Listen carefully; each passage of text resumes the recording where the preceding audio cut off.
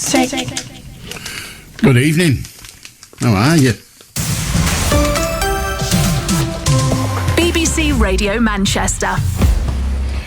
This is Allan Beswick. This is the late night phone-in, and we and the team are here until 1 o'clock in the morning. If you want to join us, you are more than welcome to do so. The telephone number, if you are thus driven, is 0800 218 2255. And the team tonight, well, we've got Talat producing as usual. We've got Jason taking the calls, and we've got Jane basically messing about with buttons and dials, connecting with me, who's sat at home with nothing to do but talk rubbish for 3 hours. So that's you know, I mean, it is rubbish, but it's my rubbish. That's all I can say. 0800 218 2255. You wonder what the noise is? I'm cleaning my glasses, otherwise I can't find my computer. Yeah, so 0800 218 2255, and you can talk about absolutely anything. Manchester City, of course, have done something spectacular, it would appear, as have various others. It's been nice. The general election's not far away. We know that, don't we? Yeah. When the two major parties, you can tell when it's not far away, when they start accusing each other of gerrymandering. The Tories introduced the need for photo ID, and apparently 20,000 people got sent home from the voting station, or the polling station. Half of them came back with ID, which means 9,000 people couldn't vote. The Tories introduced it, and, you know, some say, well, that keeps the poor out, doesn't it, really? Labour, meanwhile, they're accused of offering votes to resident EU citizens. Some say because they'll vote Labour. I promise you, an election's on the way. It will get worse. They will get ruder and, frankly, less sensible. And brace yourself, if you will, for a debilitating shock. It's reported this week that the supermarkets are ripping us off over petrol and diesel prices. What in the name of God? The supermarkets have turned out to be a bunch of lying, crooked, selfish dogs. Who'd have guessed? We also learned that First Class Post definitely isn't. And Philip Schofield, fresh off the stocks. Philip Schofield has left ITV's This Morning. If you listen carefully, you can hear Holly Willoughby dancing on the ceiling. It seems like all the good guys are going, but at least one duffer's sticking around until the end of August. Yeah, this programme will be carrying on for the next 3 months at least, so that'll teach you. Prince Andrew is refusing to move out of the Royal Lodge to make way for some less disgraceful royals. There's talking of cutting off the utility. There's at least one American who felt that something else should have been cut off. And the World Health Organization has been urged to withdraw its guidance on sex education for the under-4s. Now, I mean, come on, under-4s. At our school, we never got any sex education until we were 14. And to be fair, quite a lot of the lads had done their own research by then and, frankly, had no regret. What was that? The sun ain't going to shine anymore, which turned out not to be true, particularly today. It's absolutely fabulous. And you wrote up 0800 218 2255 to join us. We're here till 1 o'clock. You can talk about anything. We don't mind. How do Ricky? How do you do, Mr. Beswick? How are you doing? Awfully well, thank you. 2 quick topics. I told you about a few, well, probably last week or something, about food banks, and I still not, it's called cost of living allowance. Everybody's getting it. I've not got mine yet, and because I ain't got a bank account, I have to go to the job centre to actually get ID. I did have a bank account. Unfortunately, the bank have, let's just say, pull rank, and I've had that bank account for ages, and there was nothing. I don't say nothing in it, but I've had bank since working. So that's by the by. Moving on to the other topic. Yes, I work today. I did work today, so I do work part time. And it's been declared, and expenses. And being a Saturday, I was roped into this. I was roped into the job in the kitchen with an apron, and I felt like Gordon Ramsay. nursery in the kitchen, and it's great. And I got some perks of the job. I got my shades, sunglasses, pay for them, and they asked me to do this job, and I accepted it, and I'm happy lather. And with no swearing in the kitchen. And, however, I did nearly swear because we had the cook there, the pot washer was me, and tried to multitask. I did try reverse, so I'm novice in the kitchen, but never mind. I did not burn the toast. But I was trying to do this and do that, but the boss, who's always there, service, I kept saying, service, not Sheila. So I enjoyed it, and they made it good for charity, and the children were singing as well, because it was a spring fair thing, and it was great. I enjoyed it, and I love it. Sorry, it was, come back next week. I said, no. I said, I'll be here tomorrow, which will be as usual, as a cleaner. Yeah, it was great, and they like me to bits, and nobody to bits. It's absolutely brilliant. Right. And they're pleased because they offered me the job, and I love it. Oh, and the second one, my dad was a miner who worked out of the coal pit. In them days when times were hard, which we're still struggling for now, food banks and stuff like that, per se, etc. So my dad had a good job, and he busted the guts, like everyone does, work your corn and work hard. Anyway, he went to Blackpool, of all places, with his brothers. Anyway, he missed the coach, Shara, bus, whatever you call it. Anyway, he had money, obviously. He wasn't drunk. And all he wanted to do is, because he missed the bus, so he went, he didn't swear. And in the days of times were hard. So anyway, he knocked on everybody's door. Not everybody's door. Anyway, he knocked on his door. Anyway, the big guy come in. Well, no, the big guy came out and said, come in. So my dad sort of procrastinated for a bit. He went in, he offered him in very nicely, very welcomed. And then he said, go into the living room. And his wife was there. Anyway, we didn't know. It was a famous boxer from Blackpool. And he wanted to give him some money. He didn't want it, so I think my dad left a few quid for him anyway. And I didn't know that was the famous boxer from Blackpool, I kid you not. And it was really, I mean, they used to like around and hang out with no other than Albert Finner, Hobbs' Choice. Check that out. I know, got it. I know. Mix him in the elite, eh? Famous boxer and that tour. The famous boxer from Blackpool was called Brian London. How do Lindsay? Yep. Hiya.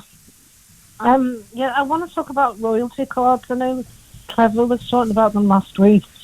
I think you're conned into getting them because you save a lot of money if you do get them, but it's just every supermarket seems to be doing them now. Don't you think so? I don't go in every supermarket, but I would imagine that most, if not every, supermarket is doing them because they want you to commit in some way to buying stuff from them rather than anybody else. Hence, loyalty card. Everybody thinks they're being loyal to you. No, you're being loyal to them. And another thing is, on aeroplanes, when people go for number 2, where does it go to? I've never really given it much thought. Is it like I'm a celebrity that goes in a big bucket and they I want have it not. As I said, I've never given it any thought. But then my mind isn't that of an empty idiot's. 0800 218 2255. Want to join us? You can. Feel free. Perhaps you just release it out the back. Who knows? That's what I do. Think about it. 0800 218 2255. Full Philip, you see, not Philip Collins and Phil Bailey. That would be just wrong. Easy lover. 0800 218 2255. How do Malcolm? How do? Good day for Manchester City today. They've lifted the title, thank goodness. It's good that, we've managed to keep something in the north again. What do you think, Alan? Is it good? It's certainly good for the city and the region, I suppose, but beyond that, I don't have any allegiances. No, I know. Well, you're a rugby fan, aren't you? So yeah, I don't really have any allegiances there either. Anyway, local elections. I've just got the eye from last weekend in front of me. Oddly enough, I'm looking at the colour, and they've got a picture of someone called Vernon Kay, light blue. Then on the right-hand side, we have another light blue. BBC insiders angry at nonsensical ban on Zelensky, it claims. Well, it just puts that on. I don't know how they know what BBC insiders think. Might be quite a lot of them who think it's good if we had a bit less of Zelensky. And the main headline, this is last weekend, not bought the eye today, is Sunak guilty of, quote, managed decline of Tory party, warns Patel. And it then says former Home Secretary will attack PM at tonight's CDO, whatever that is, Summit of the Tory Right. Conservative plotters will discuss the future of Rishi Sunak as Priti Patel accuses Tory leadership and MPs of showing nothing but contempt for our foot soldiers, as she calls them. Then we have Starmer says Labour are real Conservatives and pledge to protect our way of life. But I mean, clearly the Conservatives lost the local elections. And I've got three explanations why. Firstly, they failed to settle with the nurses. Secondly, they failed to settle with the railway workers, with the RMT in full, which is damaging our economy. And thirdly, obviously, the disastrous support for Zelensky is not helping this country and serving to damage our economy. So they got what they deserved. They got beaten. That's my analysis of them. What do you think? Okay. Well, I don't have any analysis. People go along and vote, and then decisions are made retrospectively as to why. I'd query the bit about Zelensky. I mean, why would that cost them votes? Do you not think the public generally support the help that the UK is giving to the Ukrainian authorities?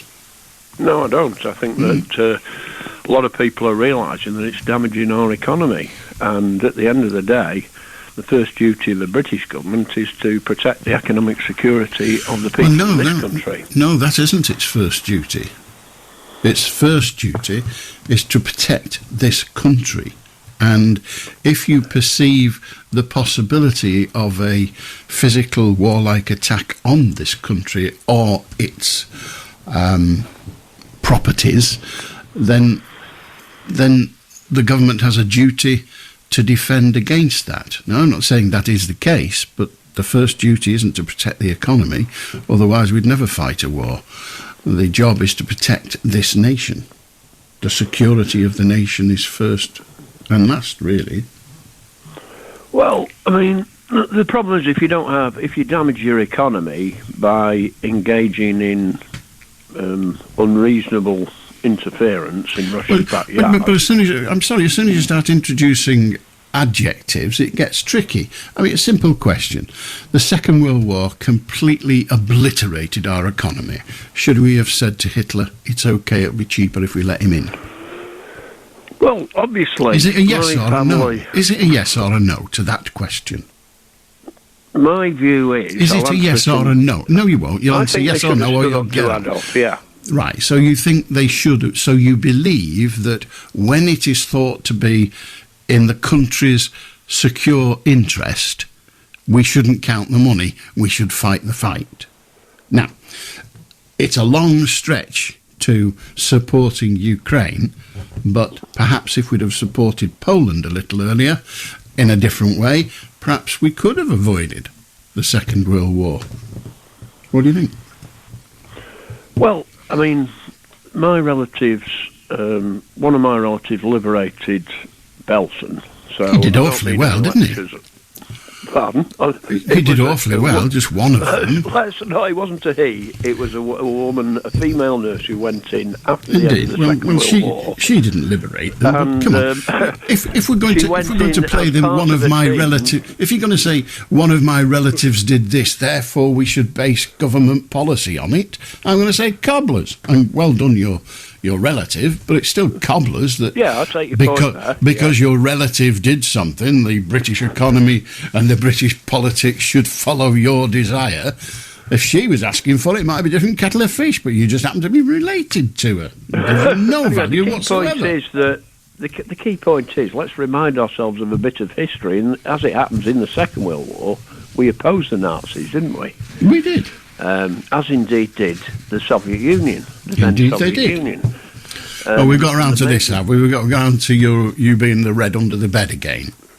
No, I'm not saying that. I'm pointing out that there has been a bit of, as it were, role reversal, because now quite a few of Zelensky's supporters are heavily sympathetic to Adolf Hitler, and indeed at the surrender of Mariupol, a number of them were shown with tattoos, Nazi tattoos on. So we may be on the wrong side of history on this occasion. So we should have let Russia walk in like we let Germany walk into Poland, and they didn't stop walking. Do you think Russia would have said, right, we're here now, that's okay, we've got everything we want, let's pretend we don't want anything else? And if that's so, why didn't they do that after their first bit?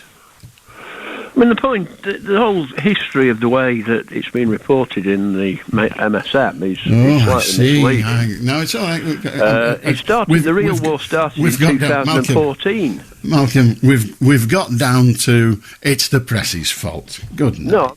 How do Shafiq? I'm okay, my dear friend Alan. First of all, I asking to Russia President Putin. He knew about the nuclear warhead in this wall. How many nuclear warhead in Second World War? I'm going to tell him exactly amount. About 60,000. Hang on. There weren't very many nuclear warheads in the Second World War. In fact, if I remember correctly, they only had 2 bombs. Sorry? Don't be sorry, be accurate. You said there were thousands of nuclear warheads in the Second World War. No, there weren't. No, about 60,000 nuclear warhead was in Second World War time. No. There weren't 60,000, 6,000, or even 6 nuclear warheads in the Second World War. There were 2, and they used them both. In this wall, my friend. Now in the Russia, only 6,000 nuclear warheads themselves. And only one using in Japan in Second World War time. Another one atomic. Now is altogether 2 bomb in Japan in Second World War time. Now come to the point, my friend. Why we need King Queen? In 1998, our Queen, Her Majesty Queen Elizabeth II, she thinking, oh my God, my kingdom shaking. Now, you know why? Because royal, they not worry about the money. They always waiting for the God. They following the God. They following their God messenger. We Christian people, we follow waiting for our Jesus Christ. And they thinking, oh my God, this my kingdom shaking. They now follow the God. They are, for them, God messenger Jesus Christ received message from God. And now he has a witness, even Putin himself to witness. His foreign secretary, who famous face in the United Nations with Kofi Annan, he is a witness. Now why he gonna say what rule for good, he support it? No, he is himself to win the world. No, he can't. This world. Shafiq, I'm happy to report that the signal's breaking up. How do Margaret? Hello, Alan. Hi. Hi. Hi. It's about my energy company. I won't mention the name, of course. About 2 years ago, they took over from my previous energy company, who were really, the cost was really reasonable, I looked into it, and they were ecologically as sound as they could be. And I was very happy with them. But anyway, they went bust, of course. You can see why. Well, yes, if you sell it cheaper than you buy it, you go bust. That's kind of simple. I'm not sure what they were. They were just reasonable compared to the others. You know, I looked into one of these online comparison sites, and I took advice from people, and they were good. But anyway, they seemed good in several different ways, and that doesn't seem to work in the energy business. But that's just my personal viewpoint.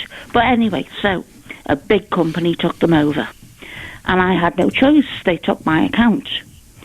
But anyway, I wanted to know what they were going to do. So at the time, my mobility was getting worse and worse. It was deteriorating, and I've got my gas meter is in what I call a crawl space under the stairs. I can't reach it any longer. I've tried, and I just can't do it. The electricity meter is fine, but not the gas.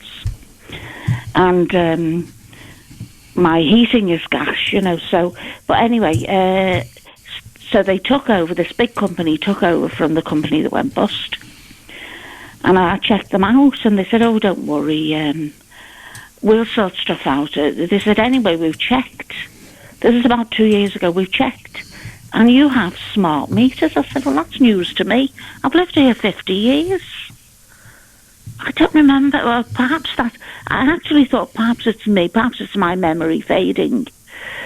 I don't know. It's something you don't dwell on, is it? Meters. I don't anyway.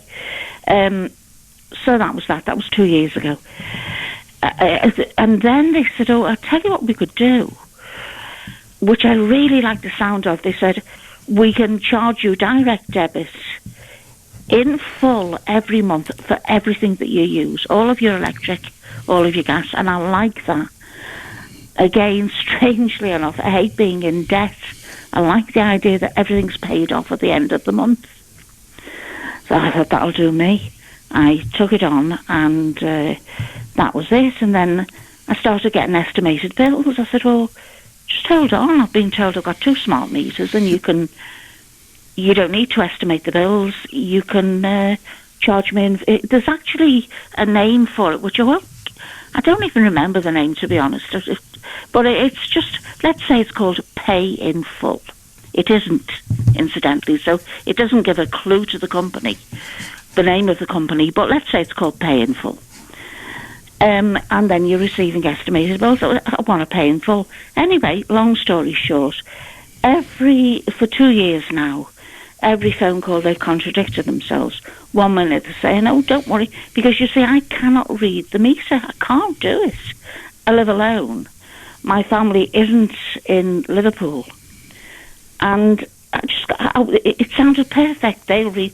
So now they're saying, "Well, they're not communicating." Oh gosh, it's beyond me, honestly. These meters are not communicating with us. So they sent round an engineer just recently, and he said, "Okay, now the meters should be communicating fine. So now I'll pay in full every month." Great. I even said to them before the engineer arrived, "Can you guarantee," and this will be recorded, "yes, we can guarantee that we can read your meters from a distance, and every month you'll pay in full by direct debit." Hey, I recently got an email to say, "We can't read your meters." But what got me was, and this is where I'd like your advice, if you have any. What struck me was they said nobody can. The whole system for every company isn't geared up to read your meters, to communicate with your meters. There's no system you could go to. There's no company you could go to. We're all in the same boat. Of course, this is paraphrasing, you know. We're all in the same boat. You can't get your meters read. Well, now, do you know if that's...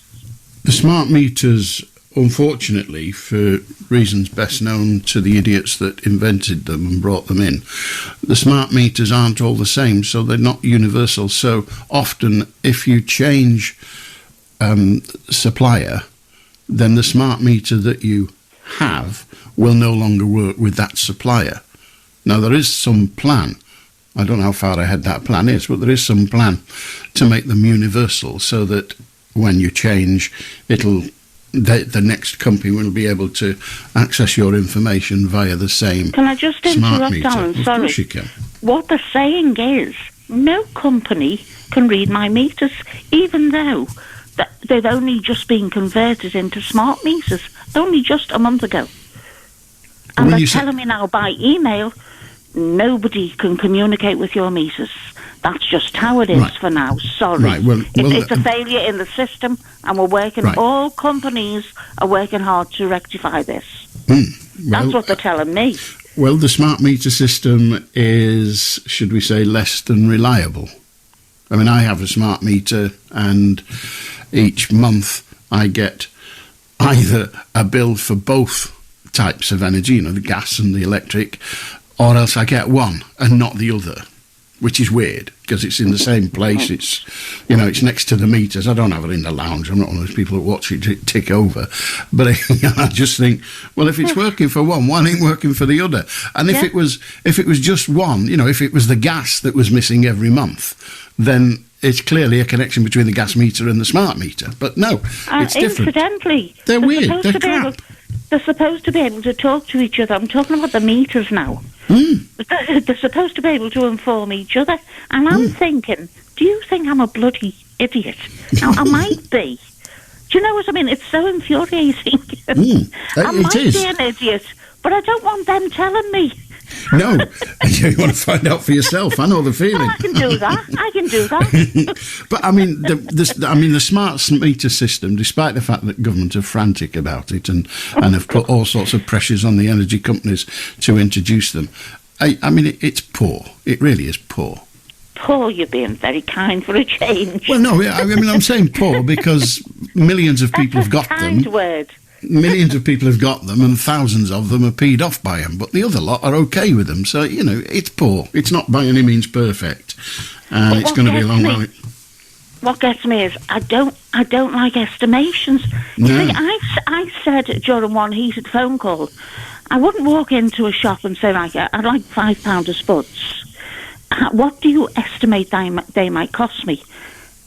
I don't want to be estimated for £5 of spuds. I want them to say £5 of spuds is, I don't know, I don't buy £5 anymore, but, it's £1. Why do they think that they're so special they can estimate what they're going to charge us? No. As far as I know, it's the only commodity that is estimated. I mean, just imagine if every section of retail and consumer consumerism, everything was estimated. We'd be all up the bloody wall. The supply isn't. Sorry. The supply isn't estimated. The amount that you've used is estimated, not the supply. I just want to pay for what I use. Yes, of course you do. I've even contacted the Ombudsman. I said, am I committing a crime here? All I want to do is give them the correct amount of money. I want to give them my money, but I want to give them the correct amount. And they were giggling, She said, well, I can see the sense in that. But why do the companies want to make it so difficult for the consumer? I don't understand it. Well, really, what they're doing is that they're making it cheaper for the consumer overall. Because they don't have to. Because they don't. Tell me another one, do. They don't have to buy 10,000 vans and 15,000 people to drive those vans to come to your house to read the meter. The smart meter is supposed to do that for you, but the smart meters are not as good as perhaps the smart meters. They're telling me that no one can read them, Alan. Nobody in this world. That's what they've told me. But they're lying. Can't read them. They're lying to you. I can't. But thank you. Well, if that's what they've said. If they said no, if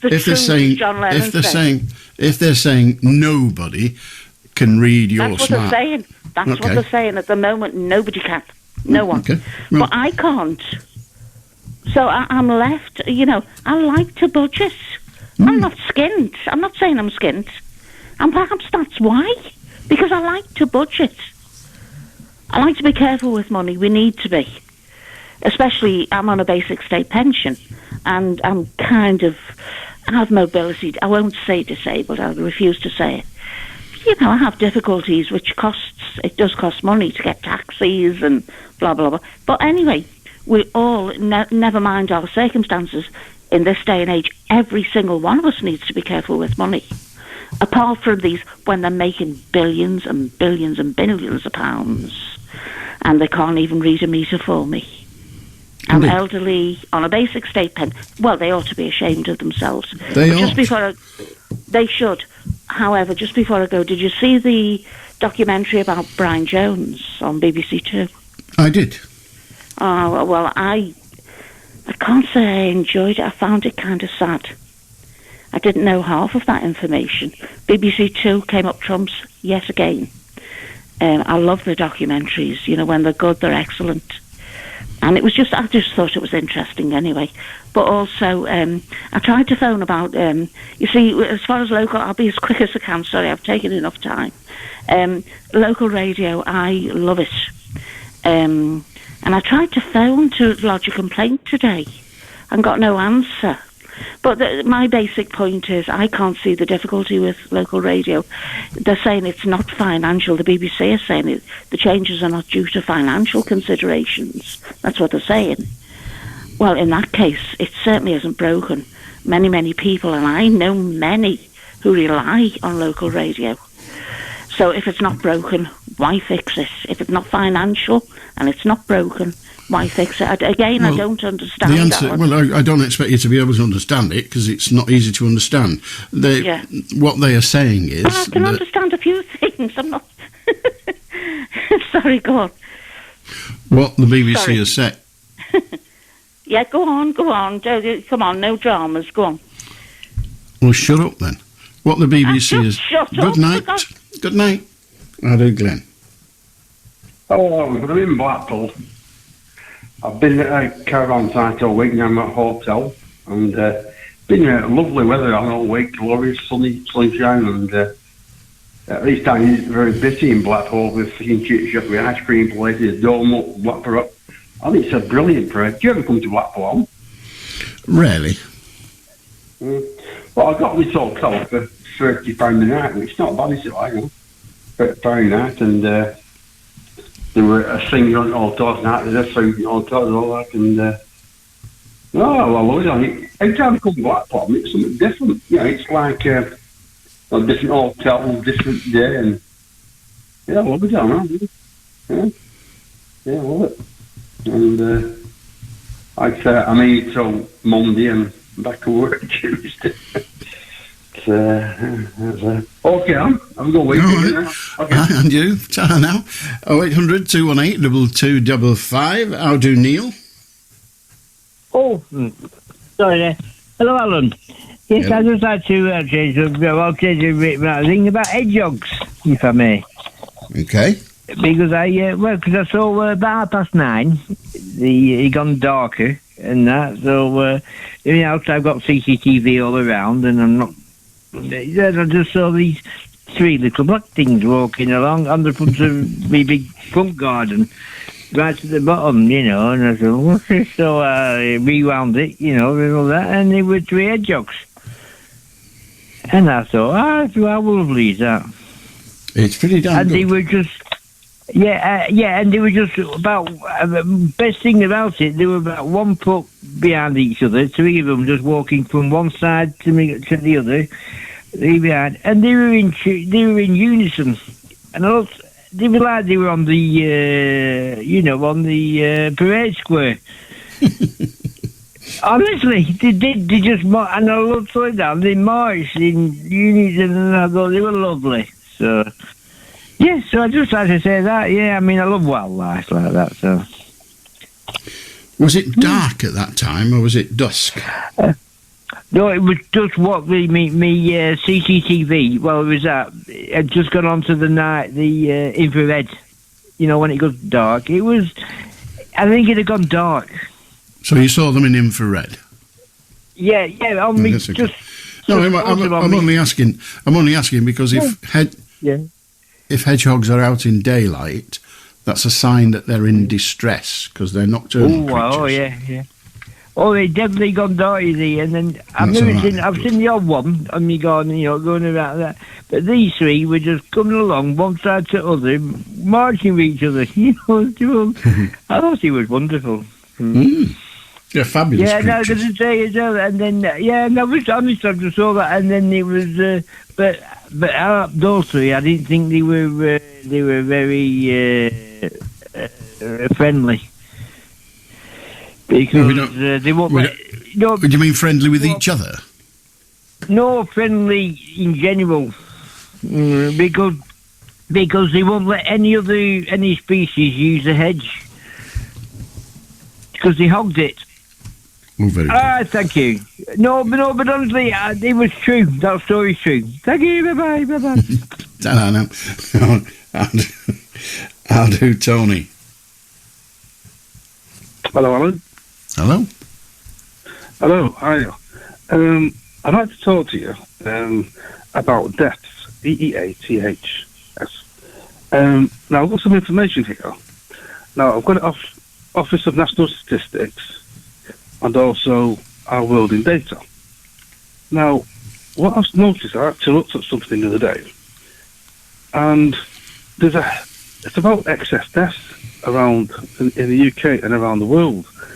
And what concerns me is that nobody in the mainstream media is talking about it. And I was just wondering why they're not talking about it. And I've got data from early 2022 up until now, really.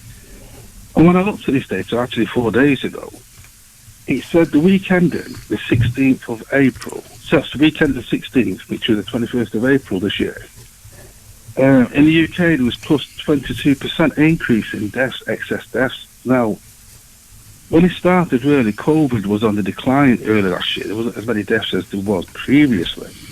Now, why is there so many excess deaths? And well, it depends what you mean by excess. What does the term excess death mean in your view? Well, it's excess deaths. It means it's comparing to previous years of what they call as normal. Now, there's like a 2% increase on what would be a normal year before, like pre-COVID or anything like that. You see, that's what I'm looking at. So since then, but what we're saying is nobody actually in the mainstream media, you think that would turn around and say, and talk about it. You say, well, we've got these excess deaths. Let's have a look why. For whatever reason. And actually, when I was saying to you, when I looked at it 4 days ago, and I thought, right, we've got this here. I thought, no one's mentioned anything in the mainstream media. Yet, the same day, it came on the news that there was 2 outbreaks of bird flu. And I thought, wow, only 2 outbreaks of bird flu they've mentioned on the news. Yet, we've got 2,540 excess deaths in the weekend in the 16th of April, weekend the 21st of April, and none of the mainstream media mentioned it. But you have to start thinking about what it means, because there's something like, worldwide, 150,000 deaths a day. Yes. So, yeah. if it changes, I mean, that's an average taken over decades, if you like. It's a very, very rough estimate, and all the figures about deaths are rough, because not every death is recorded. Not every death is possible to be recorded. Some nations don't record them in the formal way. Some nations record them in a different way. So there isn't an explanation ready to hand that says, oh, there have been this many excess deaths. Excess of what? Excess of the norm. What I'm saying is... But there isn't a norm. There isn't a norm. Well, also, the other data I've got as well is on the same lines as this, is when you look at talk about the excess deaths of what I'm talking about as a normal year compared year on year. You'll look at, say, like 5 years ago, what was the average, say, 6 years ago, 7 years ago, and then now we're looking at the past 2 years, well, or the past year really we're looking at, that it's been a real... Well, let me save you the media have made their decision that they don't think it's important enough to report because it's a tiny number of people, in truth, worldwide, 2,500. It's none. Not a week. So Tony, In the UK. Tony, well, okay, in the UK. So tell me what it is that you think is causing those people to die, all of whom we're going to anyway, as indeed are you and I. But what do you think? Of course we will. What do you think? What do you think was causing? Before you give the answer, let me just say one other thing that was recorded. What was on the European Parliament of COVID, the summit, which was in May. They've talked about this, and they're putting it down really to the vaccine, or they're saying vaccine really, vaccine injuries. They're saying there's many of them, and that's the cause of these excess deaths. That's the European Parliament, but yet for some reason they don't show that again on mainstream. The only thing I've seen on mainstream recently was a few weeks ago on BBC with a gentleman. You know, he was a doctor who died, and the coroner put his death down to the COVID, to the vaccine, and now his spouse or his widow is now suing the government for that. So really, yeah, I wouldn't put it down to, and me plus the work I do as well, right? Because a lot of people in my work, and every time I see things, are any of them dead? No. They're not. Oh, excellent. So tell me the answer to the question I asked earlier. What are you attributing these 2,540 deaths to? I think what they call the vaccine. No, you didn't say that. You said the European Parliament thought that. Yeah, I'm asking the you European what you Parliament think. said that, but I agree with them. I agree with the European Parliament. Well, that's fine. That's perfectly fine. Why then do you? Why then? You ask me the question. I don't know the answer. I don't speak on behalf of the world media. But why do you think the media are not reporting it? I don't know. I don't know what their agenda is. There must be some reason. I have no idea why they're not reporting it. I can't answer that. Only they can answer why they're not reporting it. And you're in the media, so you'll know a lot more than I do. So, no, I won't. Listen, I'm a very small cog in the BBC. The media is much bigger than the BBC. But you seem to suggesting that they've all got together and decided not to report it.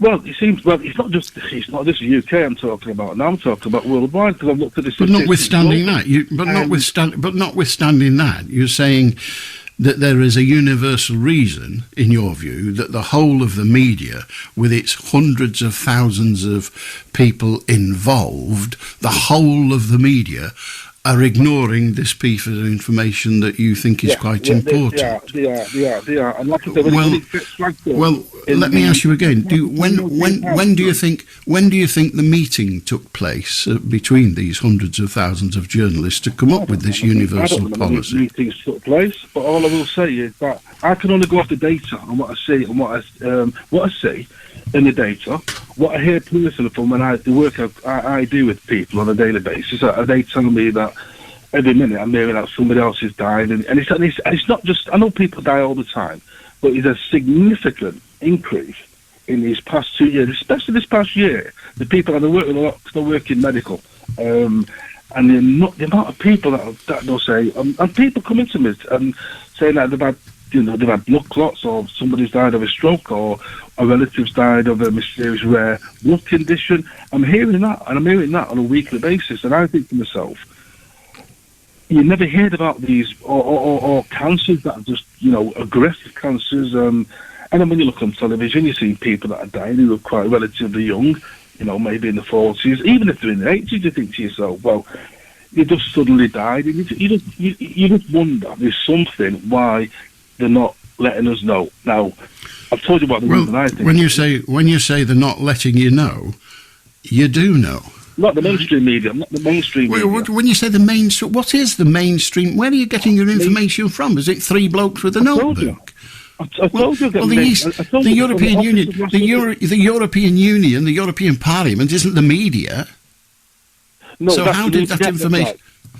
Right, I got that information from a different source. That was on. Right. Like you said, so when you say the mainstream, Tony, when you say the mainstream media, that I didn't get it from there, and you said the mainstream media are not reporting it. The implication of that statement, using my limited gift of the English language, is that there is another, not mainstream media, that is reporting it. Is that what you're saying? If you heard what I said at the very beginning, I can't remember the very beginning. I got bored ages ago. The question stands. Don't refer me to the beginning. Just tell me whether you believe there is a non-mainstream media. I'm telling you where I got the information from. Office of National Statistics and Our World in data. So, Tony, let me ask you the question. Look in the Office of National Statistics. Tony, listen to the question. You've got to come up with some blather that's not related to the question, and this conversation will be over. So here's the question again.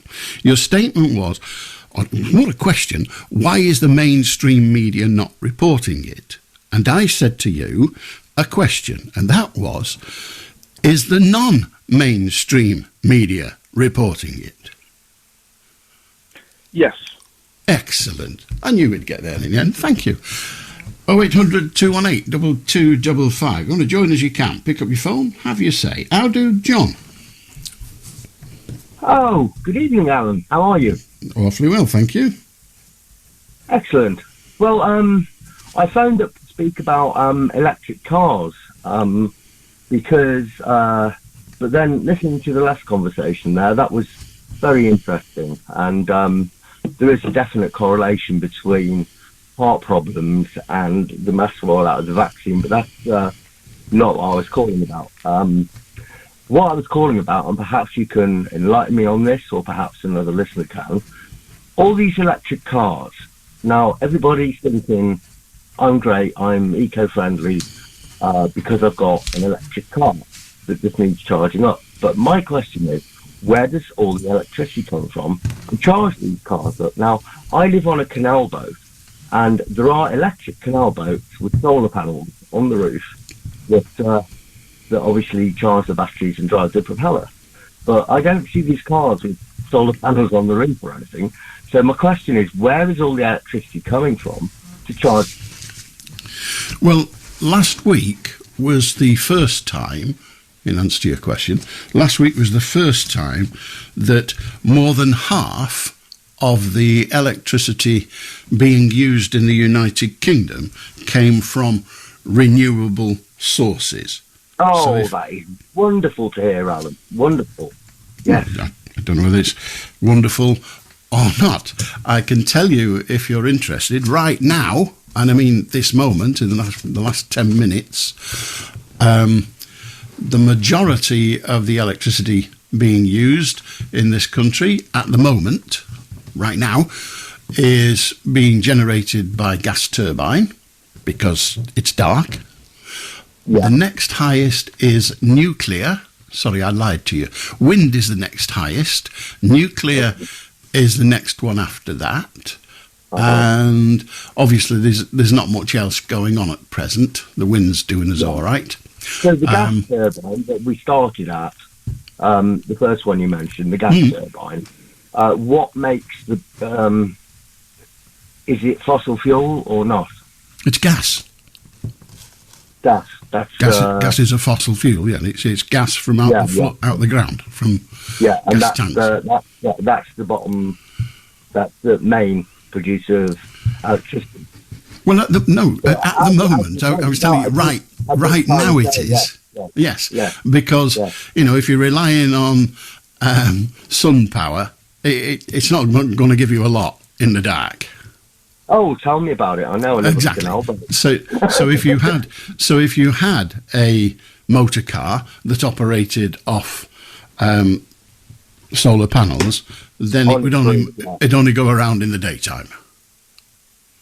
Unless it had a huge bank of batteries that got charged up. Well, if it had a huge bank of batteries, that would be a different kettle of fish and would have a considerable cost in producing the batteries, both climate-wise, chemically-wise, and all the rest of it. Yeah. Well, so I kind of rest my case, Alan. Are electric cars eco-friendly or aren't they? I don't know is the answer to that, because I'm not a scientist, and I don't know what you mean by. I don't know what you mean by eco-friendly. If you buy your energy from the national grid, which most of us do, most of the time, then it is cheaper per kilowatt to produce it than to have your own little turbine, because that wouldn't be very efficient. So it's cheaper to do it that way. Gas produced en masse and then pumped out, or electricity produced en masse and then pumped out from a central point is per therm cheaper than if everybody had a little mine in their garden and dug a bloody deep hole to find it. Coal, we've virtually stopped using in this country now. Not entirely, I think, but virtually. Nuclear, which some people say is green and other people say is not. Yeah, exactly. So that's an argument. But right now we're getting 4.7 gigawatts. Sorry, 4.7 gigawatts from nuclear, 4.8 gigawatts right now from wind, and 7.6 gigawatts from gas. But if we went back, I can't. You know your stuff, yeah. No, I don't. I'm reading it from a graph. I don't know it. I'm reading it from a graph. And in fact, you can read it yourself. I'm not got some secret thing. If ever you want to know how electricity is being generated at any back to the conversation about the media here. Anyone can access information. If ever you want, I'll keep trying. If ever you want to know what proportion of the energy we're using at any given moment is produced by whatever source, then there's a website and I'm sat looking at the website right now that will tell you. And what it will all you go to grid.energynumber.info. And if you put that into a search... Alan, sadly, I don't have Wi-Fi. I live on a canal boat, so obviously I can't... Okay, well, do you have a mobile phone? Yeah, I'm on mobile data, though, and it runs out every month. Well, that's fine. I can't do anything about that. But if you ever go into a library and find a computer somewhere and type in grid... occasionally I'll sit outside the library and log on to there. And type in grid.energynumber.info, you will get this graph that I'm looking at now. Obviously, it'll be slightly different because it'll be a different time of day.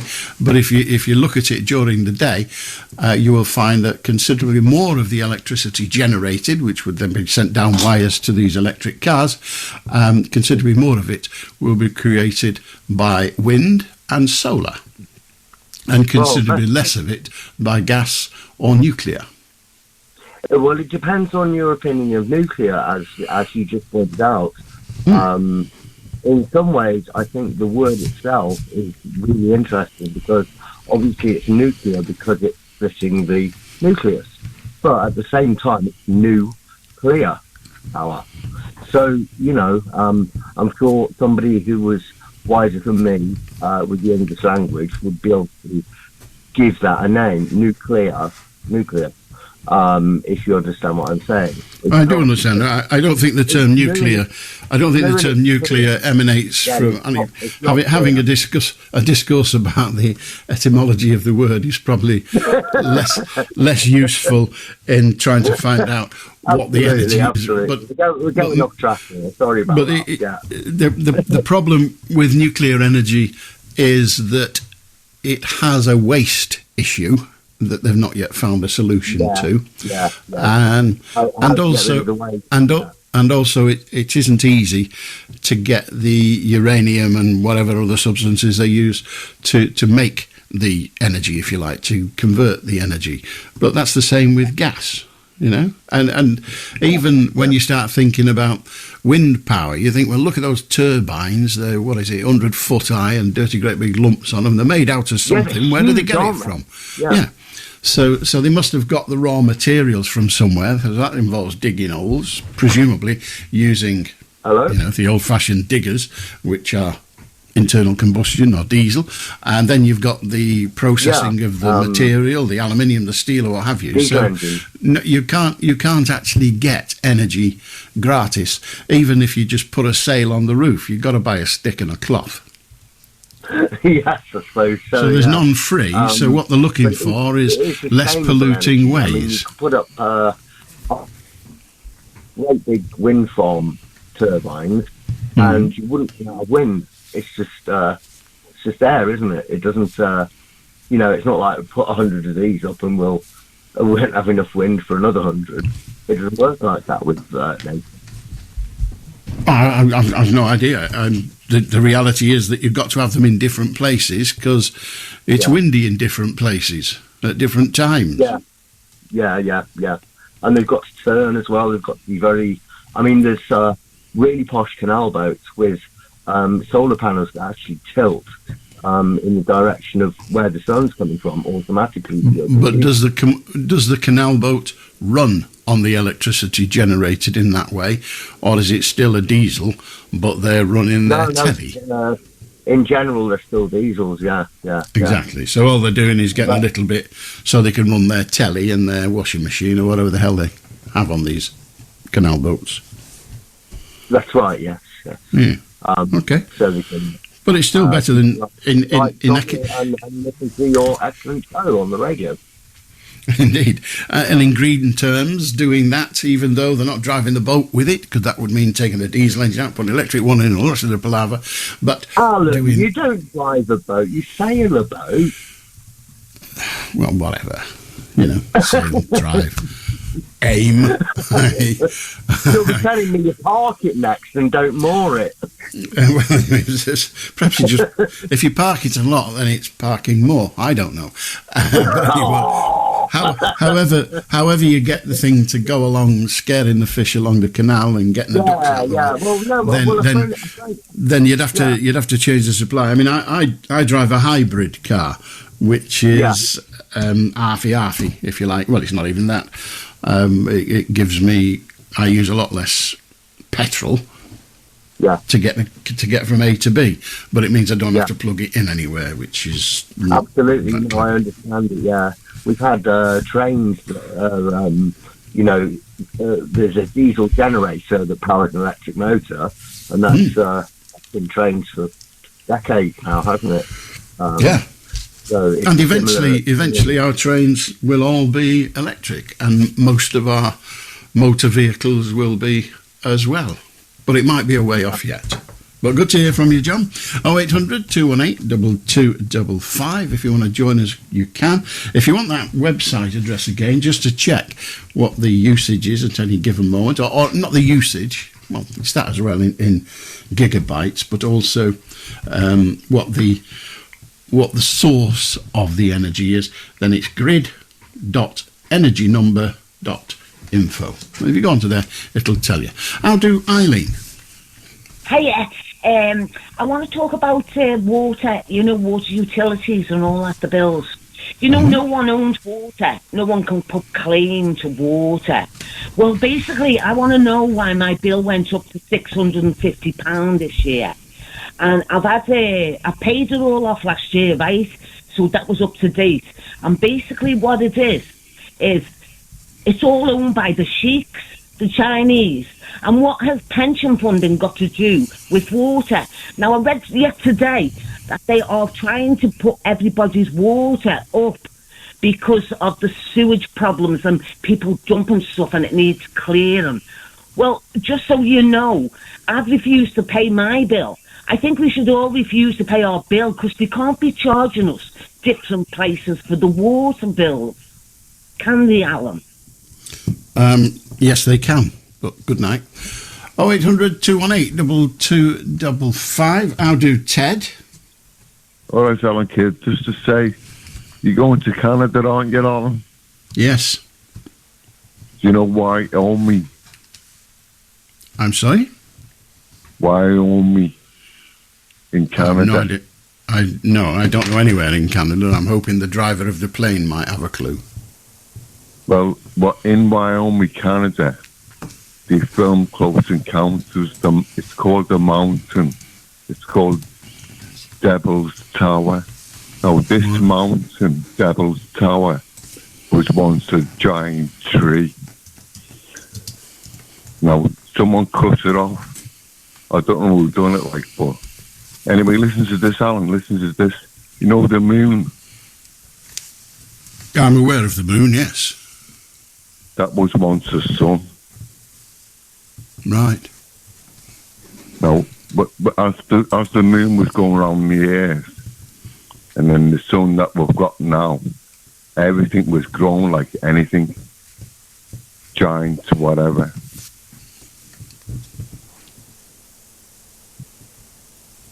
And the giant tree is in Wyoming, Canada, where they filmed the mountain. That's a giant tree. It's turned to stone, the giant tree, fossilized. And that's the truth, Alan. And? It's amazing, isn't it, when you think about it? I haven't really thought about it. Well, there must be not just this planet, mustn't there? There must be other planets, mustn't there? Well, there certainly are other planets. I don't think anyone's doubting that. Right, you're right. Well, if there's one, there's two or whatever, like, innit? I didn't understand that stretch. If there's one, there's two. Well, if there's one Earth, there must be another Earth, another loads of Earths. Well, I don't know what these other things would be called, but yes, there are other planets, and in the almost never-ending universe, there must be somewhere one that is not dissimilar to Earth. Well, the moon was a sun that went round the earth, and everything was growing like anything.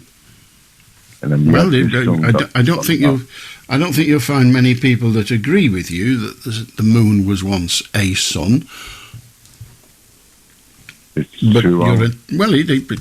I'm perfectly happy for you to continue to believe it. You've not convinced me yet, and I suspect others will doubt that statement as well, but thank you for making it. 0800 218 2255 if you want to join us. We're here till 1 o'clock. Right now it's just after 11:10. How do Sylvia? Hello, good evening. Good evening. I was watching the programme the other evening. Shall I turn the radio down? It would be a good idea if you did, yes please. Okay.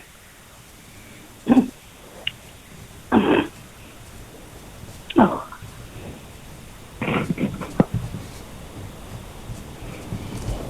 Sorry. It's okay. Okay, is that all right now? It's a little better. Let's see how we go on. Right. I was watching the programme the other evening about the English-British people going to Australia. Yes, I know. In the 1950s. Yeah. With the assisted passage. I think they were £5 or £10. Yeah, they were called £10 poms. That's right. Well, that's what I want to ask you. Why were we called poms? Oh dear, I don't know. That was the nickname that the Australians gave to us, but I don't know. I don't know why Australians call us poms. No, that's what I wondered.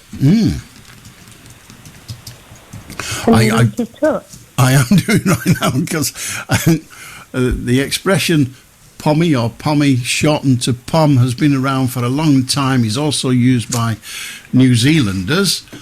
It has two origins. Pom, prisoner of Mother England, referring to the convict heritage on which Australia was founded, is one. And the other one refers to the rosy cheeks of English immigrants, which was likened to the colour of a pomegranate. So those are the two that are offered. Whether either of them are correct, I haven't the faintest idea. But I do like the rosy cheek one. But yeah, but prisoner of the motherland. So, Mother England, which of course many people in the early days of whites arriving in Australia from this area, many of them arrived in that way. Yeah, I understand what you mean. What did you say? Prisoner of Mother England? Yes. But well, why did they put the England on the end and the poor? Well, because first of all, the original white occupants of Australia, well, not the original, but not long after Captain Cook and all that, our governments, our courts used to send people to Australia for committing serious offences, but also some quite trivial offences, because we owned Australia. England claimed Australia for its own and wanted to populate it.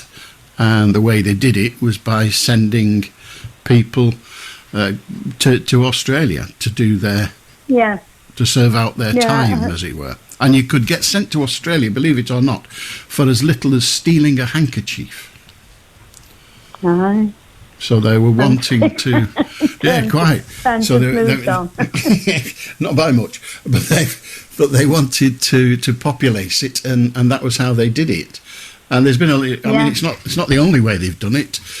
Children during the Second World War, when some children were evacuated from their homes, some were evacuated to Australia and to Canada and the likes, to work on farms and other things. I mean, our history. I remember the documentary. But yeah, my sister was a £10 pom. My sister went to Australia with her husband and then her one child. She got a few more once she got there, but she and her child and husband moved to Australia on the £10 passage thing. And when they got there, those huts that you saw on the telly, they lived like that. Yeah. And it was bloody hard, and they worked like dogs. And eventually, to be fair, carved out a very good life for themselves. And the programme, the £10 poms, very nicely. They weren't, and you know, I mean, why would they be?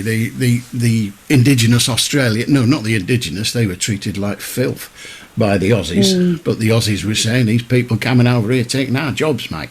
And taking our jobs. Yeah, like we say over here. Like we are saying right now, the similarity doesn't end there, does it? Exactly. So but my sister was one, and she went over there, and she and her husband worked bloody hard and made themselves a great life over there, and until he died, they enjoyed it immensely, and there were 4 kids who enjoy it also. In fact, her grandson, who was severely disabled,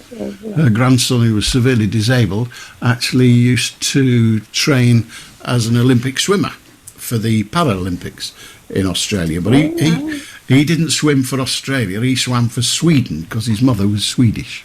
So there you are. Oh, fun.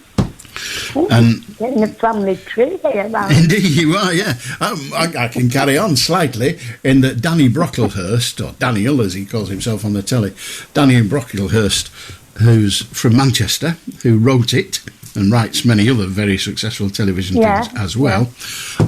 He and I used to be judges in the Manchester Evening News Drama Awards many moons ago. Oh, that's interesting. So there you are. Yeah, He's a good bloke. There's another 3 episodes to go. Yes, a few to go. And it got mixed reviews. Most of them were, I don't think anyone panned it, but it got mixed reviews. I quite enjoyed it. It'll be interesting to see what the next one is after the incident with the vehicle. Yeah. I'll watch it again. Okay, thank you very much. Anyway, my pleasure. Have a good night, Sylvia. 0800 218 2255. Do you know anybody that was a £10 pom? Some of them came back, of course. The deal was, if you came back, I mean, I think this is the case, you could go there for 10 quid and you'd have to live the life that was laid out for you. But if you wanted to come back, you had to pay your own passage back. And that was a lot of money, 10 quid to go, but it could have been hundreds of pounds to come back. And of course, the only way to get there in those days was on the boat. My sister and her husband and kid took 6 weeks to get to Australia by boat. 6 weeks, for crying out loud, with a load of other people who've only spent 10 quid. But there you go. It seemed to have done the trick. Australia's doing all right now. Their population has grown exponentially, but they're now again seeking people. It's not 10 quid for anybody. Now they are seeking people to emigrate there. By that I mean white people, obviously. 0800 218 2255. Want to join as you can, pick up your phone, have your say. You can talk about absolutely anything.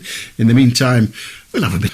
I've never bothered looking it up, but I've wondered why was it called, why are Brits in Australia called poms? I had no idea why.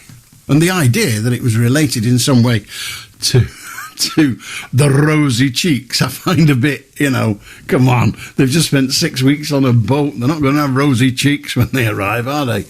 But they very little say in what happened to you once you arrived. You were just shipped off to whichever camp had spaces and off you went. And they didn't organise jobs for you by the look of it. You had to find a job yourself, and that wasn't easy because there was a regulation, a law probably, that if an Aussie applied for the job, then the £10 pom couldn't have it. You couldn't get a job if an Aussie wanted it. So if 10 of you go for the interview, one of you is an Aussie and the other 9 are £10 poms, the Aussie gets it. And you might argue that that's how it should be. That's one thought, isn't it? That's what we do. Why shouldn't the local population, I won't call them indigenous, because of course they were all invaders. All the white people in Australia are from somewhere else, as are the brown people. The only true Australian is, of course, those people that we call Aborigines, the indigenous, and in New Zealand, the Maoris. I think New Zealand are better at respecting their indigenous people, the Maoris, than Australia are at respecting the Aborigine people. I mean, Aborigine is actually a bigger word. It's got a broader meaning than just an indigenous Australian. But they were treated absolutely appallingly. And it wasn't unrelated to the fact that they tried and succeeded in going over there. The Europeans, the English, the Europeans and the rest of them, went to Australia and wanted to create a Western style of life, a European style of life. And the indigenous people, they were a nomad people, and they didn't fit into the way of life that we Brits were trying to impose upon them. They just didn't have that way of life, and many still don't. And it's like, in America, the Europeans went over there and imposed the European lifestyle on the indigenous populations there, the Red Indians, I think we're allowed to call them once again, but the native peoples. And again, they were slightly nomadic, some of them, in that they followed the wild buffalo. That was how they survived, following it, hunting it, and all the rest of it.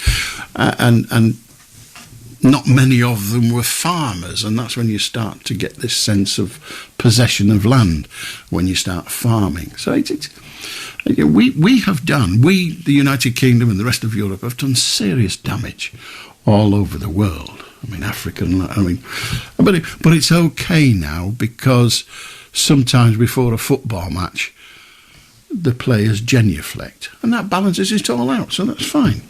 0800 218 2255. How do Jessica? Hello, love. I thought Pommy came from Prisoners of Mother England. Yeah, we just said that. Oh, did you?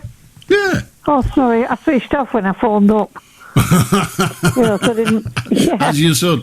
Yeah, I looked it up because I was intrigued, because I didn't know where it came from either. But Prisoners of Mother England, it's right. Yeah. Did you know?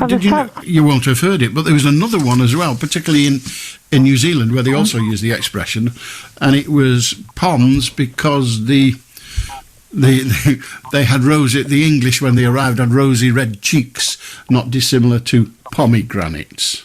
I don't know how much weight that holds. Well, seeing they were probably prisoners and it was a long sea voyage, I don't really see that myself. But still. Well, the early ones were in the main prisoners, convicts as it were, but later on, the £10 poms were not in the main sent there. They went there because it was cheap to get there. They were promised constant sunshine, which incidentally, of course, the sad thing is, in many countries, the natives actually helped the people. The American colonies wouldn't have been did it with the Jamestown and that, but if the Indians had to actually help them get them through, famine and that, because they didn't know anything about the local ponds or whatever. Yeah, I mean, that's a sad thing.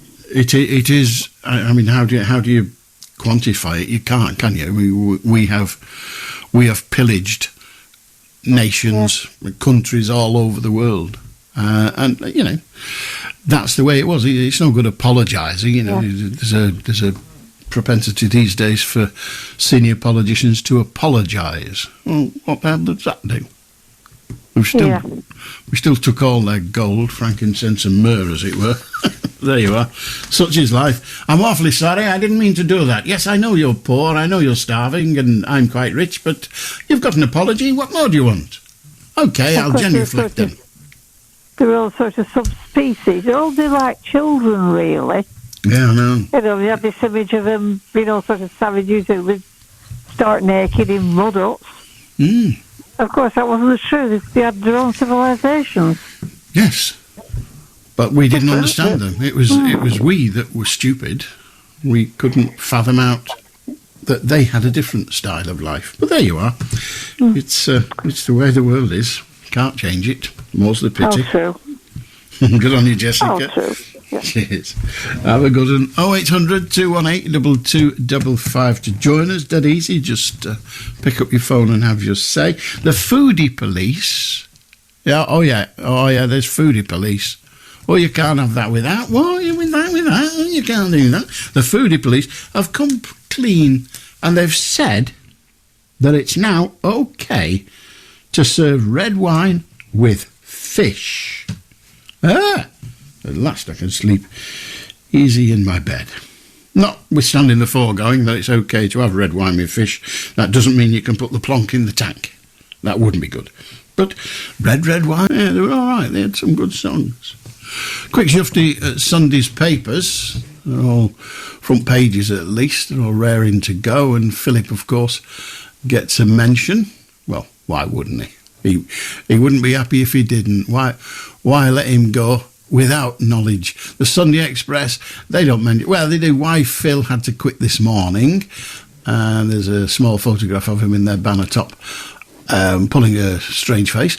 Brexit will be a roaring success, the rallying cry from Business Secretary as she jets out on a £1 trillion trade mission. Fair enough. And then the Sunday Telegraph, migration czar backs student visa curbs, and heat pumps may cause too much noise, ministers fear. And not get us warm enough either, apparently. Sunak, I will protect children from extreme gender views, and perhaps the article will define what extreme gender views are, but they also, Schofield surrenders the sofa, says the Sunday Telegraph. They also have in their banner that Martin Amis, master of the grotesque, has died aged 73. I mention it because he was I think they call him a visiting professor at Manchester University. More than that, I do not know. The Mail on Sunday, Suella tried to cover up a speeding offence. The Home Secretary is accused of asking officials to set up a private driving awareness course after breaking the limit. Didn't want to be mauling about with the riff-raff. Phil quit after Holly told ITV bosses it's him or me. That's brave. Philip Schofield quits this morning after a feud with Willoughby. And even the Gophers happy. Holly won. That's the Daily Star on Sunday. Holly won, Wally none is the headline. Oh, dear. And they think it's all sofa. Oh, that's good. It is now. Yes, Phil stands down from this morning. And that's the Sunday Mirror. They think it's all sofa. I like it. Schofield resigns after Crunch talks. ITV, we've had our fill. Oh, good. That's the people, the Sunday people. And there he is with the funny face again. I still like to think it's all sofa. The Sunday Times, Braverman asked civil servants to help her avoid a speeding fine and wanted a private rehabilitation course. Teachers should get a 6.5% pay rise, says somebody on the front page of the Sunday Times. And there's a photograph of Martin Amis, who's died at 73. My friend wrote sentences that lesser scribes would die for, says Will Self, another author, with an interesting style. 0800 218 2255. How do Oscar?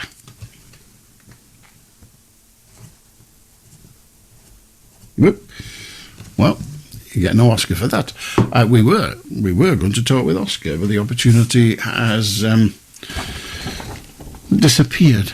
The water companies are saying that they are finally going to sieve the poo out of our wastewater, but only if we give them more money for them to do it. Senior Conservative MP Damien Green says that he swam in sewage as a child and it didn't do him any harm. I think we'll be the judge of that. If you'd like to get in touch, you can come and enjoy a paddle in our toilet for old time's sake. What about? I swam in sewage, did me no harm. How do Oscar? Oh, hello, Alan. I want to talk to you about strikes, if I may. You may. There's maybe some other issues, but initially, you're aware, are you, that there's a strike? I think it's probably still going on, or there certainly has been a strike in the passport office. I believe so, yeah. And it struck me as being a rather peculiar strike, that one, because it was announced that they're going to be on strike for a month, and that people wouldn't be able to get passports for quite some time, and obviously that's going to create a backlog, even once they do get back to work. But isn't that rather unusual for them to say, right, they're going to be on strike for a month, and it's almost like they knew from the offset that the strike is going to happen. The people who are going on strike, I mean, normally when these people go on strike, they have little strikes that last for a few days and then they go back, largely because the strikers can't afford to go on strike for such a long period of time. And generally when people go on strike, there's an assumption that nobody's happy about them being on strike. The employer isn't happy because the work's not getting done, and the strikers are not happy because, well, they're obviously disgruntled about something. That's why they're on strike.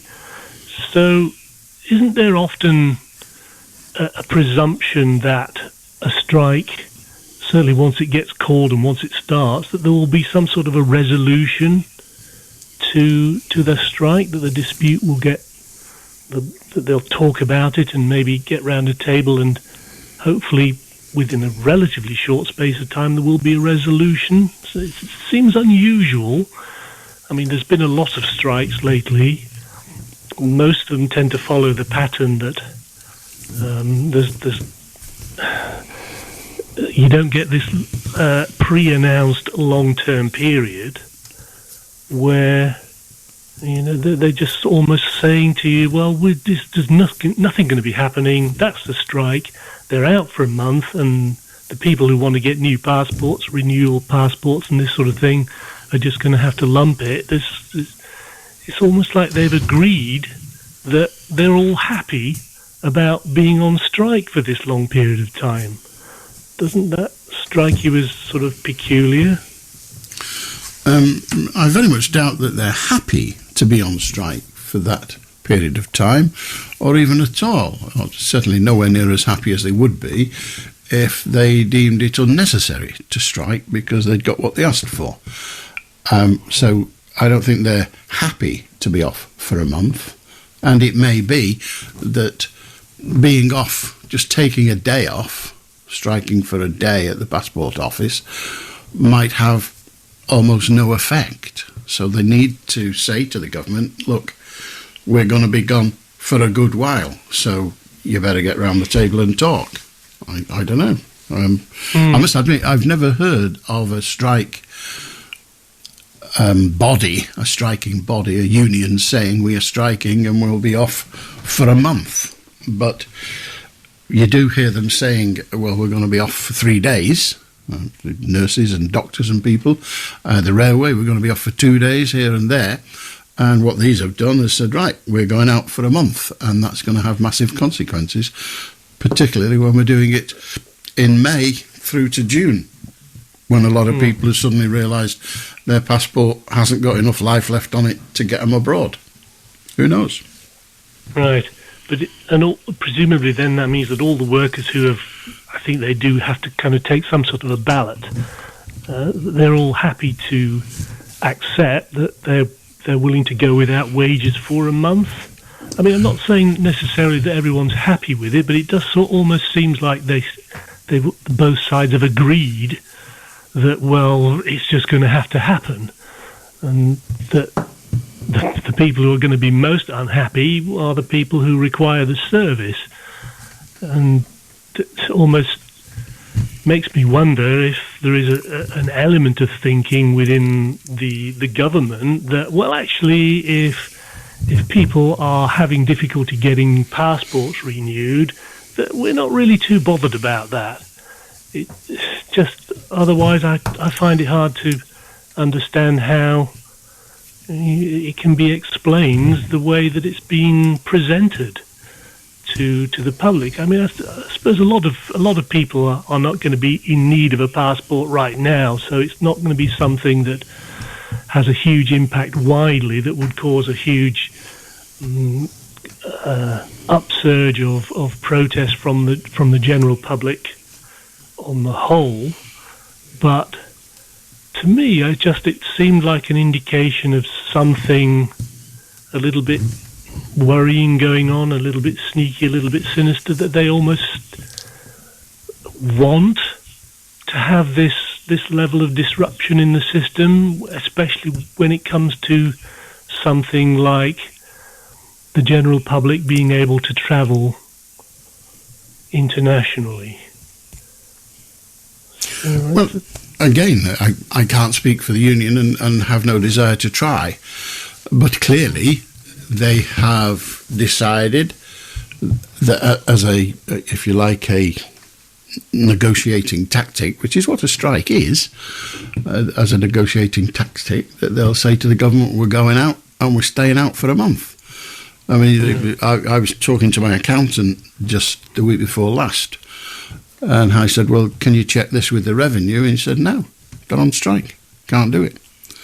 And because they couldn't do it, we weren't able to pay. We didn't know how much we were supposed to pay, and so we couldn't pay. So the government went without that money for, well, in that case, it was only a week. But, you know, that's now resolved instantly. But you just have this idea that the union has to work out what it thinks is going to be the best tactic to get the government to either change its mind or, in some cases, come to the negotiating table and discuss things with them. And, you know, it might be a stupid tactic. Perhaps we'll find out. Well, it feels like that the unions have made this threat and that the government has said, well, okay, that actually suits us in a way, you go ahead, because nothing's going to happen. We're not going to be responding. We're not going to be attempting to resolve whatever the issue is, or whatever the claim it is you're saying that, the grievance that you have, we're not going to be addressing it, and that's it. You say you're going to be on strike for a month, well, that's it. You're going to be on strike for a month. We're not going to do anything about it. But we don't know that. We only know that they've said we're going on strike for a month, and it may well be that for the past 10 days they've been sat round the table with the employers. It won't be specifically the government, it'll be the passport people, as it were. They'll be sat round the table. I don't know. It may be that they won't even talk to them, in which case they say, well, sod you then, we're not coming in for a month. And if after that month you haven't started talking to us, then we'll have another month. Yeah. and then another month of not getting any pay, because presumably when they're on strike they don't get paid. Well, in some cases they do, and in some cases they don't, but they don't get wages off their employer. But some trade unions have a strike fund that they pay strikers out of. I don't think they get the money that they would normally get, but that's a decision they make. Okay. Well, it just seemed like a peculiar thing to me. And I mean, the striking, just to kind of go off that and talk about things a bit more generally and muse about this a little bit. I wonder, because, striking, the problem with striking is that it affects an innocent third party, which is often the general public. Mm-hmm. And I do wonder whether there isn't some radical thing that the government could do whereby they actually ban striking, make striking an illegal thing to do, and introduce something which is currently illegal, but you allow it on the basis that it's an industrial dispute. So, you ban striking and legalise the custard pie. Well, if a government decided that it was going to ban strikes, one wonders what the collective membership of trade unions would respond, and whether they would say, well, if you're going to ban striking, we're going to go on strike. We're going to have a general strike and nothing will move.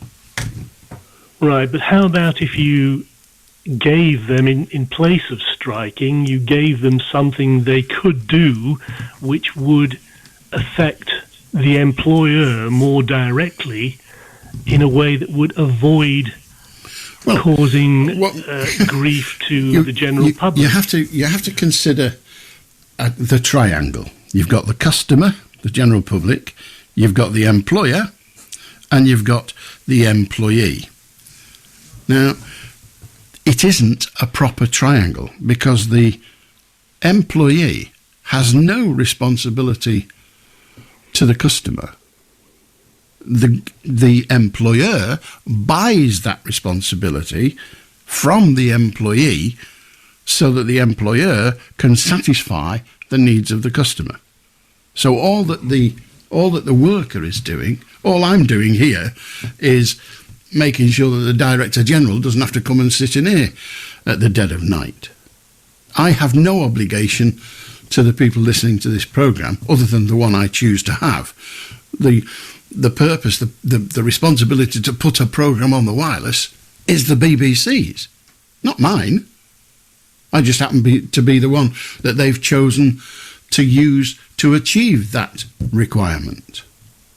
The same with the bus driver. The bus driver isn't driving the bus because he likes to have 40 people sat down smelling out his bus. The bus driver drives the bus because the employer gives him money to do so. And the reason the employer gives him money to do so is because the employer has the obligation to provide that service. The driver doesn't. The driver's a hired hand. Okay, I understand the triangular argument, but what I'm saying is, if you, within the triangle, you've got the three pathways, and if you say... but that's the point, there are only two. There are only two. You draw the triangle, you have the 3 points, but the line between, there's one that goes from the employer to the employee, and there's one that goes from the employer to the customer, but there isn't one that goes from the employee to the customer. The responsibility to provide the service is that of the employer. The employer finds somebody else to do it and has to give them money to get them to do it.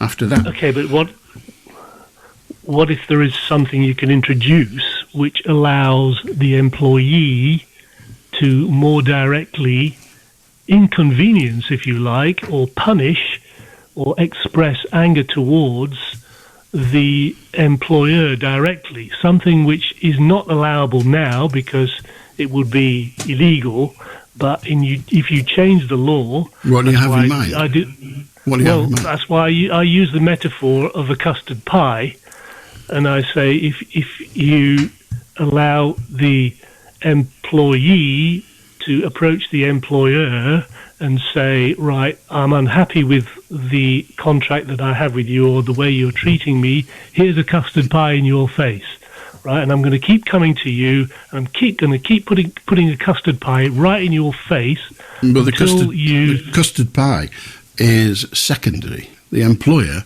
is doing what the employer does for money. Okay. And the employee is paid less of the money to get the money for the employer. So the employee, let's say the employee is getting £10 an hour. If the employee is getting £10 an hour, the employer is getting 12. Yeah, well, it's the customer pays everything. He pays some to the employer. No, he and doesn't. pays some. No, he doesn't pay anything to the union or the employer. The employee, the customer, pays money to the employer. Who in turn passes some of it on to the employee. Yes, but keeps some for himself. And so what the Which is fair, trade union is doing... Well, there's no such thing as fair. It's a strange word. Doesn't exist. Well, the word does. The concept doesn't. What is fair when it comes to wages is dependent on whether you're paying it or whether you're getting it. Well, but the employer buys the employee's labour. If the employee doesn't like the price that's paid or the circumstances that surround the price that's paid, he says, can I change it so that I get more of something, please? If the employer says no, he says, well, shove your job. I'm going home. Let me know when you've changed your mind. That's it. Yeah. But then when he goes home, he then leaves the customer in a pickle because no, he doesn't. He doesn't leave the customer doing anything. The employer fails to honour the obligation to the customer. The worker hasn't got one. No, but yes. Yeah, the employer still has the responsibility to satisfy the customer. The employee has the responsibility to do what the employer wants him to do in return for money. Nothing else. So it still reinforces what I'm saying, that the problem is the agreement between the employer and the employee is not satisfactory. And if the employee then says, right, I'm not satisfied, so I'm walking off the job, then that leaves the customer with a problem, whether you blame the employee or not. It still leaves the customer. Yeah, well, if the customer is upset with the circumstances, then they can take their business elsewhere. They can approach the employer and say, give them some more money because you're not honouring your obligation to me. So you can custard pie all you like, but that's the triangle and that's the way it is. And if you want it some other way, you're backing up the wrong tree. But have a good night anyway. How do Ricky? Hello, Mr. Beswick. Hello. You all right? Hello. Change subject. Right, I know you are. Yeah, it was great. You do a brilliant job. Yes, I'm talking about television programs. Television programs like Laurel and Hardy, Nolan Wisdom, Harold Lloyd, and then we got the. They were films. They weren't television programs. Was he? No. When I was watching the television, I think. Sorry. Yes. Sorry. Yeah. And we used to watch Airwolf and other stuff, and all other stuff like Tiswas and stuff like that. It's so funny. And now you got the stuff like Coronation Street, EastEnders, and etc. So it used to make me laugh. Mr. Non-Wisdom, who sadly missed. Harold Lloyd, he was so funny, and Charlie Chaplin. He was so funny. Do you remember him? This little Hitler tash. Do you remember? It was called the Trump. It was so funny. It's just so funny, and it picked you up. It's not like this what we watch nowadays. Just not the same. You know, as a nipper, come home from school and watch some of our, from school, and we put the banana splits on and Tomorrow's People, and other stuff, and it used to make us laugh, and we did it. But now there's not many programmes that we can watch, you know, as but you still get them on certain YouTube and stuff like that. Just like Dancing Nice Todd Carter, when he did his you see him, Todd Carter. You see it? But he was doing his dance, and all of a sudden he went down the soul. I better got a dirt part of dodges, but it was so funny when he done that. Oh, I still watch it now, and it's so funny. And then you had Top of the Pops, and yeah, it was great. And you know, I still watch him on YouTube now and again. And obviously, Todd Carty's top of the list. He gets a deux pois or a for me. Right, Mr. Beswick, I'll let you go. And yeah, memories still there and stuff on it. That was a wander down memory lane. I'll do Margaret. Hello, Alan. I'm back again. Yes. I was thinking about Call My Bluff. Yeah, that was a good one. Anyway, yes, I was talking about striking. I went on strike as a patient. I need regular blood tests. I've done for years. And these days, my mobility isn't good, so it's difficult to get out. Some days, other days, I'm okay. But anyway, the GP said, no, if you're able to get out, you're not housebound. We won't take your blood tests at home. You're going to have to go to a centre. And I just said, I'm not prepared to do that because I never know if I'm able from one day to the other to get to the centre. So I'm just not going to do it. I went on strike as a patient. No, sorry, not going to do it. So it went on and on. No, I'm not going to have the blood tests. So eventually they sent somebody out. The point is, you can strike from the other side too. I mean, I think you've said it many a time. Just take your custom elsewhere. But I don't think they'd heard anyone refuse treatment in that way. I don't think so. I'm not sure. The reason I don't think so is they wouldn't have acted the way they did. They just agreed eventually, and now to this day, although I can't get certain things done, I will get my phlebotomy done at home. So you can go on strike as a patient. And it baffles them. I mean, I suppose it's similar for anybody. If nobody ever phoned you again, you'd become a DJ, wouldn't you? No. Well, if you were still running the show, you'd have to fill the time. Yeah. yeah. You'd become a DJ. I wouldn't become a DJ.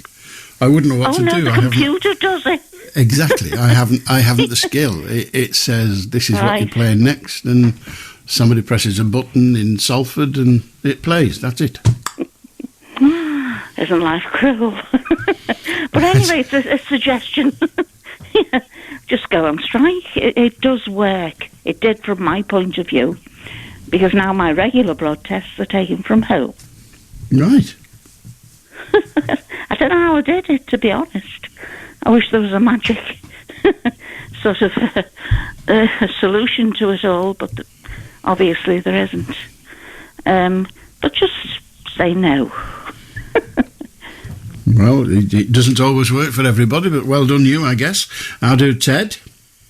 All right, Alan, kids, just to say, you know the toys, Alan, all our toys. Yeah. Where did he go? I don't know. Well, that's what I mean. No one knows. But anyway, I had this toy, Alan. It was a doll, an Indian doll, an indigenous Indian doll, a man. It had a little drum with a little drumstick, and I used to play it like on the drum. Plus, it had a peace pipe, Alan. I was amazed with it, like in a. But that's it. Where do all the toys go that the kids have? Where do all our toys go? Well, I suppose eventually, in the past, they went on the tip, but these days, I guess they'll be doing their level best to recycle many of the bits. How do Kenny? How you doing, Alan? You alright? Mm-hmm. I rung 2 weeks ago. There was a woman on, she's quite nice, talking to her. What's she called, can you remember? I've no idea. The description you've just given me is inadequate, but even if it wasn't, I wouldn't remember. Well, she was filling in your shot, so you must know who it was. Not if I wasn't here. So you wouldn't know who was filling in your shot? No. Oh, fair enough. Well, anyway, I didn't even know anything of who was. I just thought it would have been you, then it wasn't. And we were just talking about football anyway. And I said, I think you were a Bolton fan, I think. And talking about what, and I said, I think it would have been a month ago, maybe. That's a month ago, I reckon. We were talking about, so I said, I think Blackburn will end up finishing 7th when they were always in playoff places all season. And you know where they finished, Alan? No. 7th. Right. Because what it were, at start of season, we weren't expected to go up or go down. We were expected to be mid-table. And I rung and I said, if we finish 7th, it's going to be heartbreaking. Because you know what 7th is, don't you? No. Well, if you finish 6th in Championship, what does that get you? I don't know. Well, it gets you a playoff spot, doesn't it? I don't know. Of course you do, Alan. I don't. I have no knowledge of football, and any time anybody gives me information about football, I never must have forget it. I've no idea what you get for 7th. Nothing. Right. So that's my point, yeah. Basically, it's better off to finish with this 4th to bottom. You know, would you not do that in rugby? Like, do you not do playoffs in rugby or anything? Do they not do what, I'm sorry? Like playoffs in rugby? Yeah, I think they do. Yeah, well, they certainly do in rugby league. I don't know whether they do in rugby union. I have no idea. Yeah, because honestly, I literally don't have a clue about rugby. So, going off football, but with rugby, I don't know if you finish in a certain place, you get into a playoff and stuff like that. Is it similar to, as I just said, what football is? I can't answer whether it's similar to what football is. In rugby league, they play the games all for most of the season, and then the top section, I don't know how big a section, it used to be 16, but I think it's fewer than that now, then have the playoffs, which are a somewhat complicated arithmetical process that decides who plays who and when, and at the end of that, whichever one is victorious, I think that's a knockout competition, and at the end of that, the one that's victorious is deemed to have won the league, which I think is completely stupid, because you're basing it on half a dozen games instead of a whole season of 20-odd games. So, well, there you go. Yeah, that is daft. It's similar to football a bit, because I think Notts County finished 20-odd points above the team below them. And they're first and second in most of the divisions get promoted automatically within conference, they don't. But I think they did go up in end, but only just. So 20 points in front, but clearly superior team. They finished second, so they should go up, yeah. Okay. Just playoffs are all daft, don't they? Penalty shootout. So I know you say you don't like football, but you must have a good old penalty shootout. Well, why? It's just somebody kicking a ball. Well, you could say about rugby. Well, no, they throw it as well. Yeah, but the conversions and that, free kicks, kicking over each board. How can you miss them, by the way? Have you ever seen anyone miss one of them? Yeah, I've been the person that's missed them. It's bloody hard. Sounds a better right. Oh, hard my ass. All right. Oh, actually, they put it on a cone for you as well, don't they? Yeah, they do. So you don't even have to kick it off just grass. You put it on a cone. It's like golf when you tee off. You can't not do a bad tee off because they put it on a little tee, don't they? What, are you saying that you can't do a bad tee off in golf? Well, you can do, but what I'm saying I thought you said you can't. If you do a bad tee off, you might as well not be playing. Well, you may be correct in that. I have no idea. I think the only thing that's more what I'm saying boring. with them. I think the only thing more boring than football is golf. I don't know. Never watched cricket. I used to, yeah, but that's quite boring as well, isn't it now? Yeah. I was saying, the thing with rugby, they put them things on a little... What is it called, what they put them on? Do you know when they take the free kick? I don't know. I actually don't know. No, you know what I mean, though, don't you? I do know what you mean, yes. We agreed that a few So moments ago. you don't know what it's actually called? That is correct. Oh, fair enough. Yeah, because I've never actually... When I've been watching it, I've actually never seen anyone miss one. Like, on just TV, if I'm glancing over. I've never seen one miss. Mm-hmm. Well, you've obviously had an interesting experience, but quite a lot miss. Quite a lot, I'd say around 11% miss. Well, that's your guess, and you're entitled to it. I don't know whether you're right or correct with that guess. I've no idea. Sheila Accrington Stanley. You know Accrington? I'm aware of Accrington. I'm also aware of Accrington Stanley, the football club. Yeah, sadly they got relegated. Shame to say, I'm from Accrington area. Not nice to see them all relegated, you know. Right. Would you like them to stay up for like advert purposes, like nostalgia and stuff? Well, Accrington Stanley offers no nostalgia to me. Well, you've seen adverts, haven't you? What adverts? Well, when they're on about the milk and stuff. What are you on about? I don't know. You've never seen the advert about Accrington Stanley? Not in the knowingly. 70s or 80s? No, I don't think so. I have no recollection of it.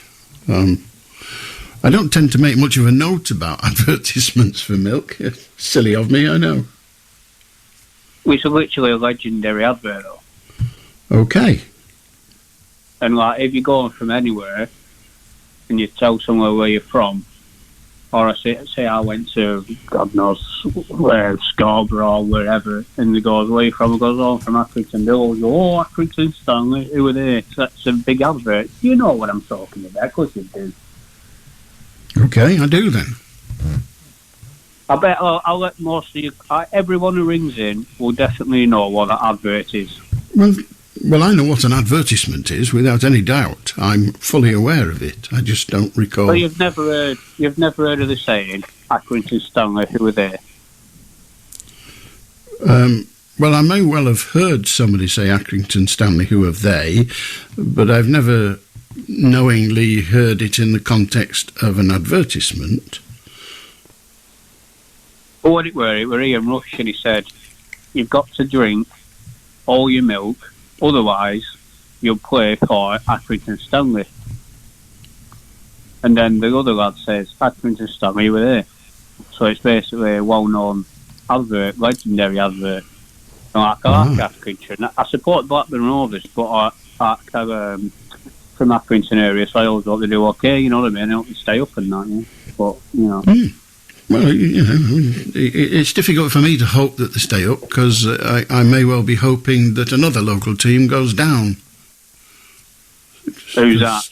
I don't know. I'm just saying that it's hard for me to say I hope this team goes up, because it might be another local team that's down. Yeah, So, just for lovely advert purposes, I think a lot of people like Stanley, wherever they're from, it's country. if you say so, you may be correct. I don't know how I would check that, or even why. All right, so anyway, have a good night, mate. I'm having a good night. It's got riveting recently. 0800 218 2255. Now, Harry said, stop messing about and give it to the ducks. I don't know exactly what he meant. How do, Sheila? Oh, hello, Alan. Earlier on, there was somebody on, I think his name was Tony, but I'm not sure.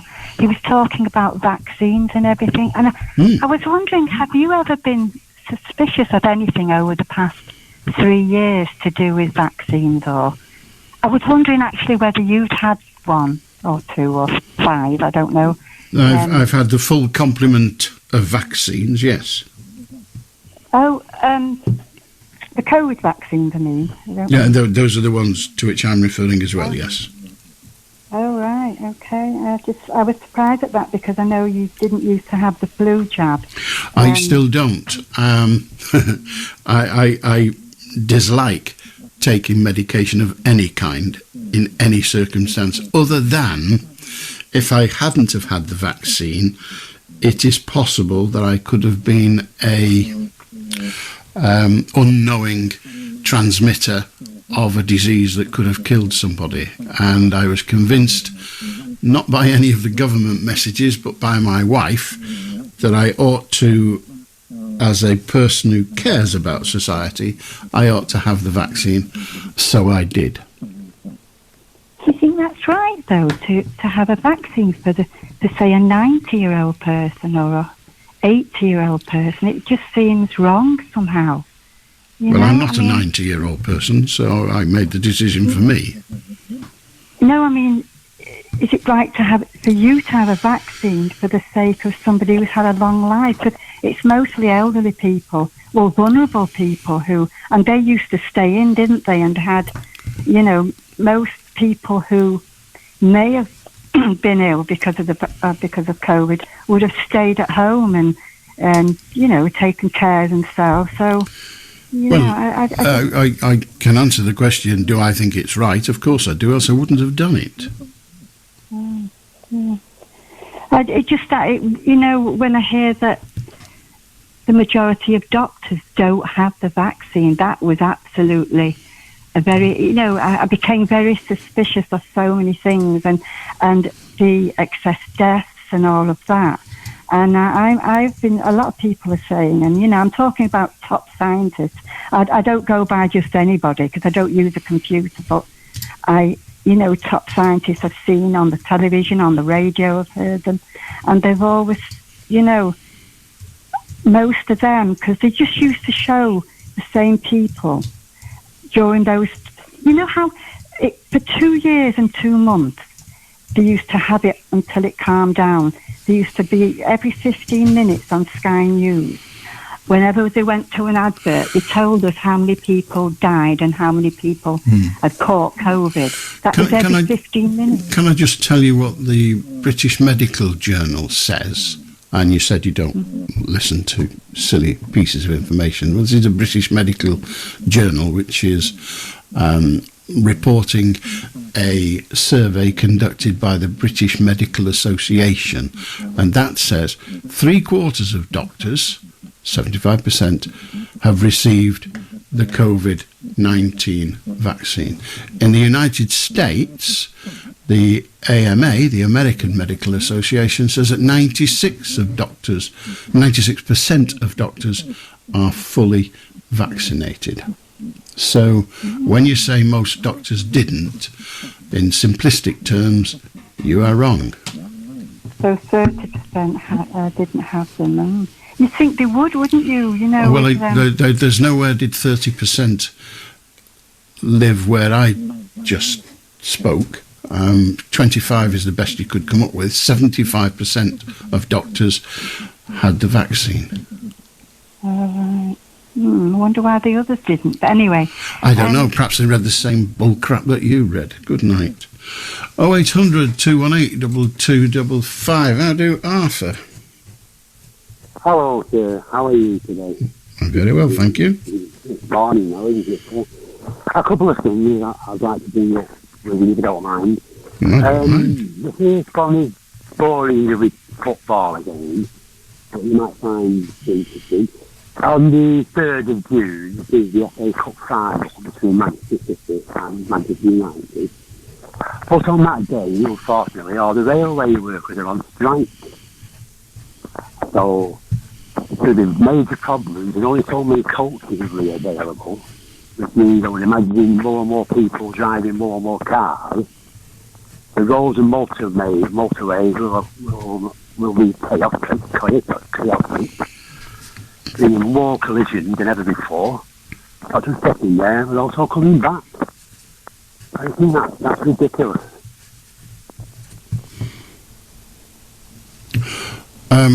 In what way is it ridiculous?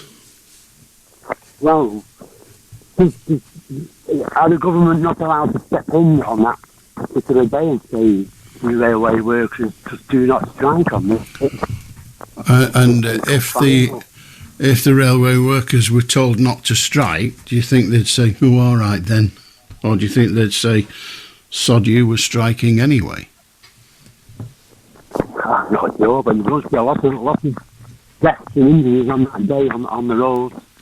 Well, perhaps the solution is for the football fans to not go. Or just call the FA Cup final, maybe. I'll do that as well. Any of those things could work. Anyway, sorry, going on to the other point, I might have discussed this with you before, I'll bring this up again. Apparently, over the next 12 months, according to the news, our country, just England, are allowing an extra 70,000 immigrants into our country. When we go on the news, if you do it to the States, it's 7,000. So it's gone from 7,000 now up to 70,000. More immigrants in our country. But where would they all live? Where would they all work? Take into account, not even most of them even speak our English language properly.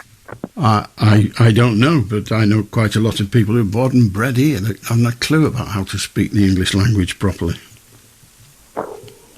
Okay, I'll leave it at that because the people want to follow. I'll do Sam.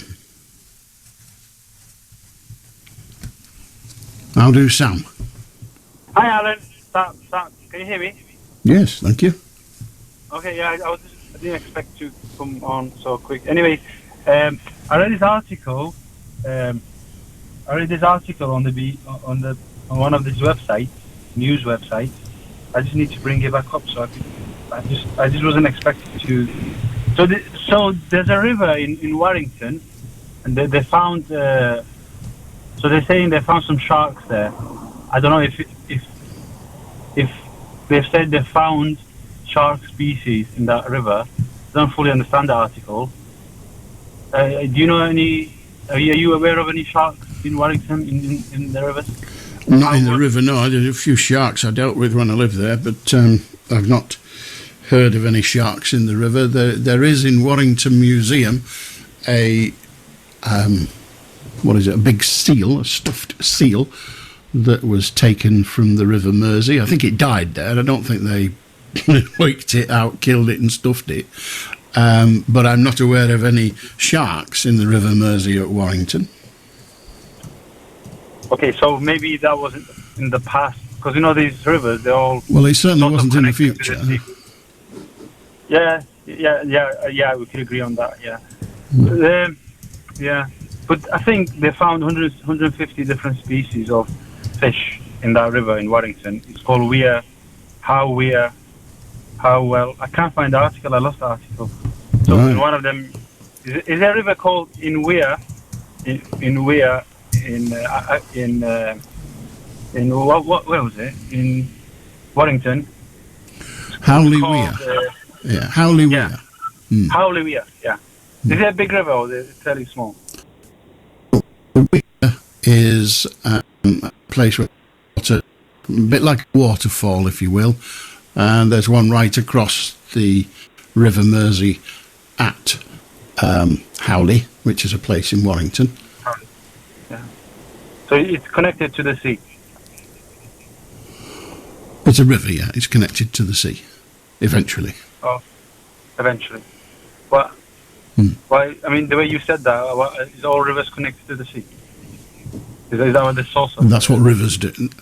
That's what rivers do, yes. They flow from their source to the sea. In the world. Yeah. That's what rivers do. I don't think in the world, you know. Well, because are you aware of any rivers that don't flow into the sea? Yeah, I know a river where they don't know where the source is. They just can't find the source. Well, the source is at the other end. We're talking about whether it goes into the sea, not where does it come from. Yeah, mountain rivers, the source, they don't go into the sea. The source is on the mountain. No, yeah. So the source mountain rivers. The source. The source. Let me try and explain. If we imagine a tap and a sink, the source of the water is the tap. If you turn the tap on, the water comes out into the sink. It never goes back to the tap. It always goes down the plug hole. Yeah, but it doesn't always so go that's to the sea. the process. Well, yes, it does. No, because Okay. if the source is the sea, it's probably will. I mean, I'm just The source isn't the sea. The source is at the other end. yeah, but sometimes it's the sea. Like the rivers in the UK, maybe their sources. Sam, you carry on believing whatever you like. There's no shame in being an idiot. Okay. Can I just finish my point? There's a river in Egypt. It's a big river, really famous. I don't know what it's called. I think it's called the Nigel or Nail or something like Nails. So that river, the Nile. Yeah, sorry. So that river, they don't know the source to that river. They don't know the source. They still can't figure out the source, and it's still a mystery. People can go there and try to find the source. Yeah. But do you know where the River Nile? Do you know where the River Nile ends? I think it's a closed river. I don't know. It's not a closed river. Okay. Where does it end? In the sea. Yeah. But it goes uphill. Oh, so it ends in the sea. Uphill. I think I found the source to that. Water, so that river. Water doesn't flow uphill. I think this one sort of. Okay, I think I found the source. Water doesn't flow uphill. Okay, I think the source for that river is many years ago. Somehow that river was created because it's ending up in the sea. It's just a never-ending cycle. It comes back in and then it goes back out. Well, that's what happens with water. Yes, the water, the river flows into the sea. The Nile, for example, flows into the Mediterranean Sea, and then the sea evaporates, and the moisture of that evaporation goes up into the sky and forms clouds, and then the wind blows the clouds about, and then the water falls out of the cloud onto the ground, and then it all gathers together in this gully, and we call that gully a river, and it goes to the sea. Yeah, you know the river in London, what is it called? I think that one's called Thames. Have a guess. Have a guess. Go on, you got close. You got close, yes. Yeah. That river, they find whales. Sometimes they find whales in there. Like, they get lost. Well, then whales get lost. Yes, they do, Yes, they do. Yeah. They do. Yeah. And do you know where the whales... Do you know where the whales come from to get into the River Thames and occasionally other rivers? Do you know where they come from? No. They come from the sea, the ocean. Yeah, of course. And they can do that because the river, as we may have heard, ends at the sea. No, in Middle East, it doesn't end in the sea. In the Middle East, all right. It doesn't end. No, does it? Yeah. All right. Where does it end then? Give me the name. Give me the name of. Given that you can't name three principal rivers anyway, give me the name. Give me the name of a river. Give me the name of a river that doesn't end in the sea. Anyone will do. I don't mind. Okay. The Zagros, the river that the source is the Zagros mountain. I don't know where they end up. No, you don't know. So when you said it doesn't end up in the sea, what you're saying is you don't know where it ends up. Yeah, because the sea is a bit far away, so I don't know. Well, it depends what you mean a bit far away. It depends where you are, whether the sea's far away or not. I mean, I'm probably nearer to the sea right now than you are, because I'm not in the same place as you. River. I'm talking about that particular river. So that particular river is very far from the sea. Mm-hmm. Yeah. Well, nonetheless, it still ends up in the Persian Gulf. The Persian Gulf is part of the sea. Yeah, maybe. Yeah. There's no maybe about that whale. Yeah, so that whale. So then Which species whale? that were found in Warrington, I think they were not getting lost and stuff. they could have been getting lost, and then they just found that one bone, and then now they're assuming there were loads of sharks there, or they could have been that may thriving be there. so. Sharks. Yeah, They could have been thriving there. Used to many decades ago, mainly prior to the Industrial Revolution, you could fish salmon out of the River Mersey at Warrington, but that's not quite the same So my point is, now. there's a Although bit of it's got confusement here. I'm sorry. I think there's a bit of a confusement because I don't know if them. There's quite a lot of confusement, Sam, mainly in your head. No, because they could have been getting lost like them whales in London River. They could easily have been they could getting have been lost. thriving. They could so very easily. I mean, the sharks have terrible. They've got that big fin, but it's not connecting them with the bloody the sat article is nav. not very clear, Alan, honestly. No, your interpretation of it hasn't helped at all. To be honest, it took me a while to understand it, but then when I spoke to you, I don't realized doubt it. It was from the past because you said there's no sharks there now. Everything is from the past. Everything.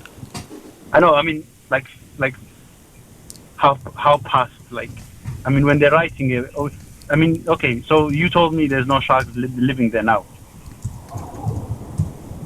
You're aware of that? And that there's no sharks. am I aware of what? The article doesn't make it clear that there's no sharks living there, and I was like, I wasn't sure. But then obviously, when I spoke to you, I was a bit more clear about that. The sharks were actually in the past.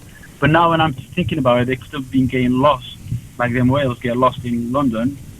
Well, River, it depends. You see, one of the things that happens with rivers, and we're back on this again, is they go to the sea, and when they get to the sea, that bit where the river meets the sea is called the estuary. And what sometimes happens in the estuary is the sharks don't know where the line is, because they're just sharks, really. And so they go into the river part. So, yes, there will be sharks at the end of the River Mersey, because there are sharks in the sea. Why are they not there now?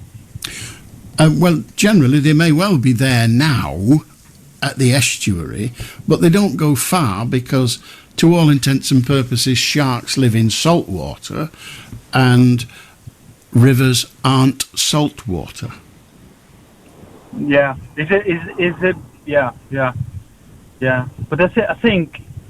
Yeah, that's true. So there's no sharks. I know it's true. So the sharks could have been living there, and they could have had a little community of sharks in that river. They could have had a little community. They probably had.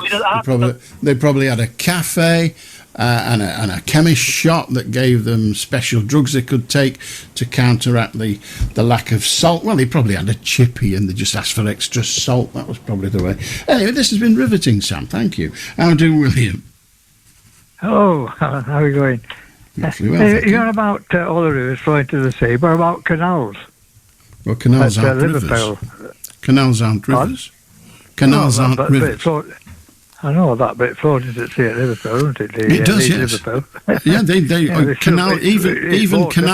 even canals will eventually end up at the sea or the water in them, because they will either evacuate into a river, and that will go. A lot of the canals end up evacuating into rivers, and then the river will go to the sea. But as you say, they are all water.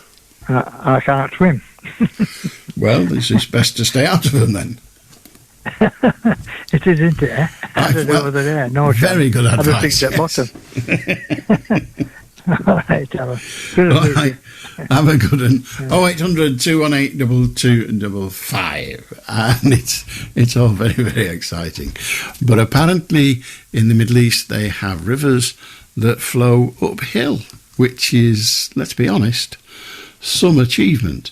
Now, what we don't know is whether that claim is, well, frankly, true. And true. It's 25 to 1. If you want to join us, you've got 25 minutes in which to do so. We're here till 1 o'clock.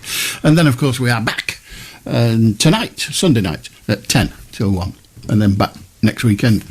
And then I'm off after that. I'm gallivanting. So I do next weekend, I think. No. I don't know now. I do the first weekend in June. Oh, yeah, so I've got... Yeah, so... What?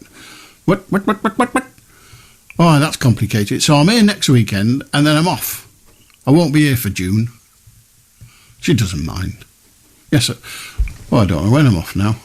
Yeah, I will. I got 2 more weekends. And then I'm off. It's so complicated just being alive, isn't it? You don't care. But then I'll be back the first weekend in July, and then we go right through to the end of August. How do Johnny? Hello? Hello? Hi, mate, you're okay? I'm very well, thank you. Yeah. So my opinion is, I'm sick and tired of feeling like I'm a foreigner in my own country. Right. I'm sick and tired of it. Whether that be like if I ring a taxi, it's like getting a taxi and it's like hello and hello mate, and they're like hello, and I feel bad by going. I'm speaking broken English to the taxi driver. Hear me out. Not just that. There's plenty more of where this comes from. So then when I walk down to the shop to get me groceries, it's like I have to speak broken English to them. And I came home the other night and I thought to myself, hang on a minute, where do I live? I don't live in Spain. I don't live in Portugal. I don't live in Africa. I live in England. Why am I everywhere I go, where I live in my country, where my great-grandfather literally cost his leg in the Battle of Dumfries in World War II. Why am I having to like say, oh, I'm sorry, where are you from? Okay. This is England. This is England. Why? What's all this like? Oh, that's a foreign over there. That's a foreign over there. I'm sorry. This is England. Go away. All these taxi drivers, you can't speak English. You can all get away. I just can't. I can't wrap my head around it, mate. I really can't wrap my head around it. And I'm not like this one of these brutish people who think everybody should be like speak English. But if you live in England and you want to have a job in England, you must have to speak English, even when it comes to when you want a doctor's appointment. I'm going to the doctor's appointment and I'm sitting with the doctor and she's like, well, actually, I can't really understand you. I'm like, why can't you understand me? You're in my country. Do you know where I'm coming from? Or do I seem like a bigot to you? Oh, you don't sound bigoted. You sound somebody who's dissatisfied with immigration, which you're entitled to be. But I've got a point though, haven't I? Well, you're making a point. Well, come on. I have got a point though, haven't I? Yeah, you've just made it. But what do you think? I don't care. It doesn't bother me that some of the people who serve me, if you like taxi drivers and the like, it doesn't bother me if they're not indigenous English. What can I say? Can I say something to you, right? There was one fella who rang up your radio station about 2 weeks ago, right? And he's a good man, right? And he turned around and went, he said, I can't get an appointment. And your radio said, why not? And he said, oh, well, because there's no spaces for you. Do you know why there's no spaces? And they didn't want to say it, but do you know why there's no spaces? It's because they get all the foreigners and go, oh, go on, you can have all the spaces. Because they give all the foreigners the spaces. And I know I might sound like the BNP. No, you don't sound like the BNP. You just sound stupid. Good night. How do Christine? I think there was a trace of Afghanic coming out there. Sorry, I shouldn't have said that, really. I'm ringing up about fish, Alan. Okay. Because the other... Right. So, you know Hollingsworth Lake in Rochdale? I'm aware of it. Yeah, well, there used to be... I don't know if there still are. A lot of people fish there. There's still lots of pike in there. Now, pike are like mini sharks, aren't they? I don't know if they're like mini sharks, but they've certainly got voracious appetites.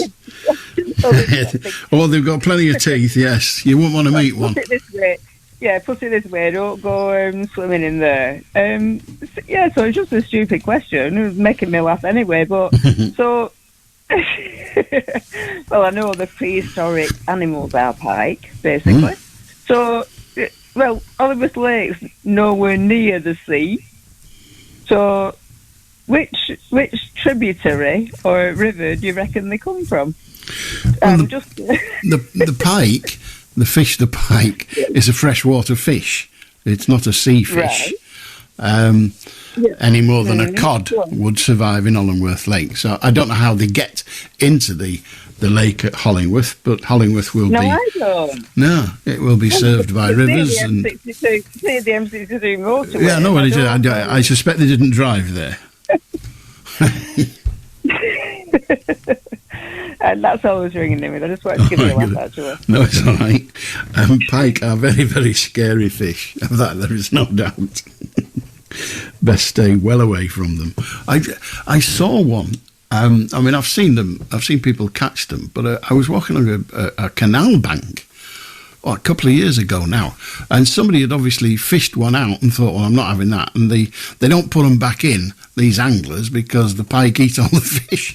And so he just chucked it on the side. And I walked past and it was somewhat decomposing at that stage, but they are scary looking.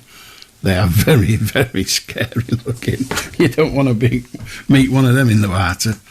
But such is life. Good on you, Christine. 0800 218 2255. You want to join us? That's good. It's dead easy. The World Health Organisation has been urged to withdraw its guidance on sex education for the under 4s.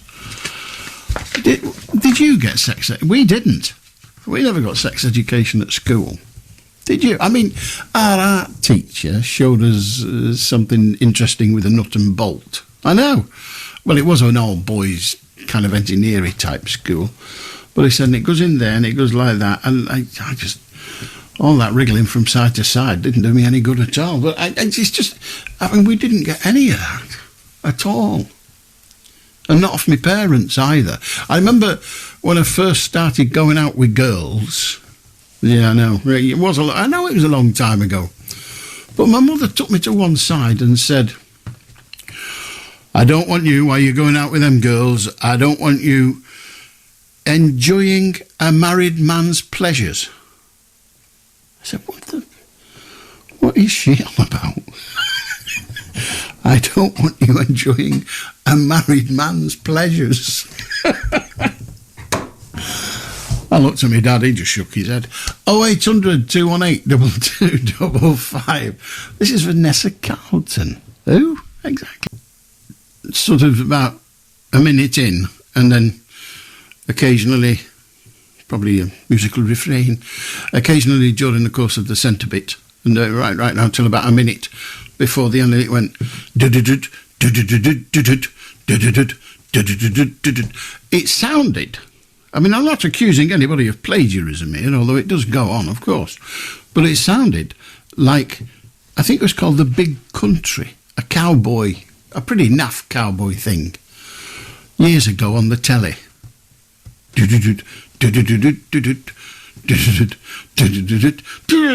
Never mind. 0800 218 2255. How do Roger? How do Alan? I think that tune's a Magnificent Seven, you know. Oh, it could be that. Yes, it could be that. That's my favourite tune. Because I feel like Keith on my own in this so-called rest home. I won't say where it is, but do you know what? I have no criminal record, but you know what's worse than being in prison, being sectioned? There's no end to the piece of string. I know you've seen it from the point of view of a care worker, but it's enough to make you into a criminal being sectioned, and unfortunately I've been through that experience. I'm out at the other end of the tunnel, but do you know what the diagnosis was? You're too high by this so-called psychiatrist with no witnesses who've sectioned me in a section 2. And of course, if you don't know the ropes and you don't appeal within 2 weeks, it becomes section 3. So it's 2 weeks became 6 months. And the hospital I was at, I won't mention the hospital, it was in Southport, was more like a hellhole. And how I survived, I don't know. I'm out at the other end of town. I still have my driving license, and every now and again, I write things down and pop them in the post to Panorama. an MI6 and MI5, and I don't do this lightly, because when people ask me, what did your father do? My father was a consultant forensic physician who dealt with all branches of the services. And you know what the thing is? It's just that I know too much, and I can't say more than that. You know what I mean? When my father was examining prisoners, there were people in grey suits around, MI5 and MI6. He dealt with all most of the cases were, you know, he was a very kind man, my father. When the police picked up ladies of the night, they weren't real criminals. They were just looking, you know, the police just go overboard. And my father, I'll get a funny story. This poor little girl, she wasn't being offensive, but every second word was the F word. You know what my father said to her? He said, "My dear, I'm going to buy you a dictionary." And he advised the police to let the poor girl go back home. She was a victim of circumstance, not a criminal.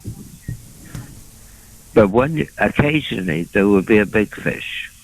And funnily enough, it was an Irish woman who was a psychiatrist, a bit like Caradich. And she was saying, "I know this, I know that." At the moment, this was 40 years ago. She's still serving time in Broadmoor. No messing. That's all I have to say. Good night. Good night. 0800 218 2255. If you want to join us, that's good. You can talk about anything. We won't always understand it. We can't profess to, but we'll give it a go. I'll do Ollie. Here we are. Hi. Hi.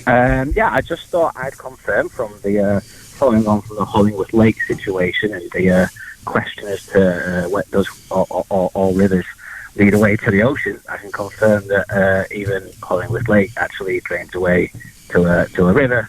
It first goes to another lake and then through a culvert, but it does drain away to a river, which then leads to the ocean. So even Hollingsworth Lake, I can confirm 100%. Yeah, that could be why there's so much water in the sea. All the rivers keep going there.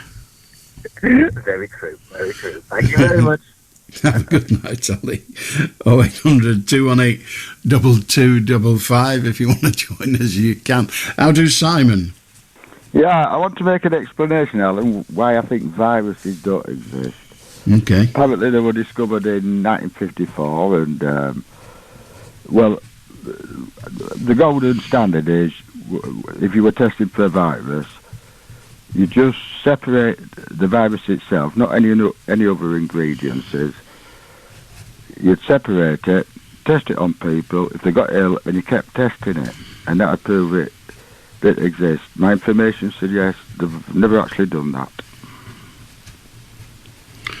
So what is your argument that viruses don't exist?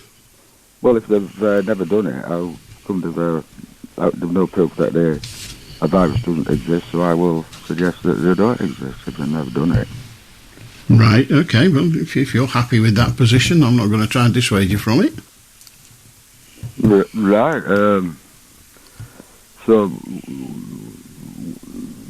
we've got viruses around, and I thought you said hang on. COVID-19. Hang on. You said we've got viruses around. Yeah, I did say we've got viruses around, yeah. Just, I thought you said they don't exist. Hang on. Well, I have no way of noticing those in speech. So, you said you don't believe in viruses, and then you said we've got viruses around. So, they without the invisible inverted commas, I perceive as being contradictory. So which one are we going with? We're going with inverted commas, and I can't hear those. So are you still saying viruses do not exist? Yeah. Right, that's fine. So when you then went on to say we have viruses around, what was that meant to convey? Well, COVID-19, it's... no, I know the name of some disease. Of them, but what is it? Oh, it's not a virus, it's a disease. Coronavirus disease, that's what they call it, yeah. Right. And what is the cause of disease? Oh, well, I'm not too sure. It's something to do with the immune system, haven't it? Or something. We know. No, the immune system doesn't cause disease. The immune system may well fail in preventing a disease from attacking us. The immune system's job is to prevent the disease attacking us. So the immune system doesn't cause the disease. You acknowledge that there is disease. What do you think causes the disease? Well, I don't know. I'm not a doctor, Alan. I don't know. Well, you say you're not a doctor, and yet you're emphatic that viruses don't exist, and I would think that would require a certain degree of qualification to... No, I won't give any qualifications to... No, okay. Not true for something. So viruses don't exist. It needs information. So, well, it is information, but we're trying to discover whether the information is correct or incorrect. So you say viruses don't exist, and then you agree that disease does exist, and then you said, I asked you what causes disease, and you said, I'm not a doctor. Yeah. So some people might say to you, well, the fact that you're not a doctor is very useful to our discourse, but if you don't know what causes it, some people might say that thing of which you are unaware of the cause, that thing could be called a virus. Yeah, it could be, yeah. All right, so it could exist. Everybody else thinks it exists, obviously. All right, but you don't. You have this view, and you are entitled to that view. There's no reason for anyone to come on this programme and be sensible. I'll do Morin. Hello, Alan. Hello. When your mother said to you when you were growing up, now I don't want you to enjoy the pleasures of a husband, did you think she meant like smoking a pipe in the house? What have done? I think she'd have seen me smoking a pipe in the house, she'd have killed me. Despite being a heavy smoker herself, she said, if ever I see you smoking, I will kill you. Oh, right. And you didn't ever smoke then? I never did smoke, no. Not because I was scared of my mum, because it was bloody awful. And waste of time, really, wasn't it? Well, I only tried it once, and I didn't like it, and I thought, well, I don't understand why anybody smokes, because the first time you try it, it's bloody awful. It's terrible. I just smoked a little piece of a cigarette my dad kept for the weekends, and I just put it in my mouth, and I thought, I can't believe this is terrible. Why would you want to sit smoking? I can't believe it. Anyway, there was a documentary on it. It was Michael Caine, and it was about the 60s, and his mother said to him, you know these mini skirts they talk about, girls that wearing them? And he said, yes. He said, listen, I'll take you into London at the weekend. And so when he pulled up, and she didn't have to get out the car, and she said, if it's not for sale, don't put it in the window. Maybe we'll perhaps not dwell on that, Maureen, but thank you very much. I'll do John.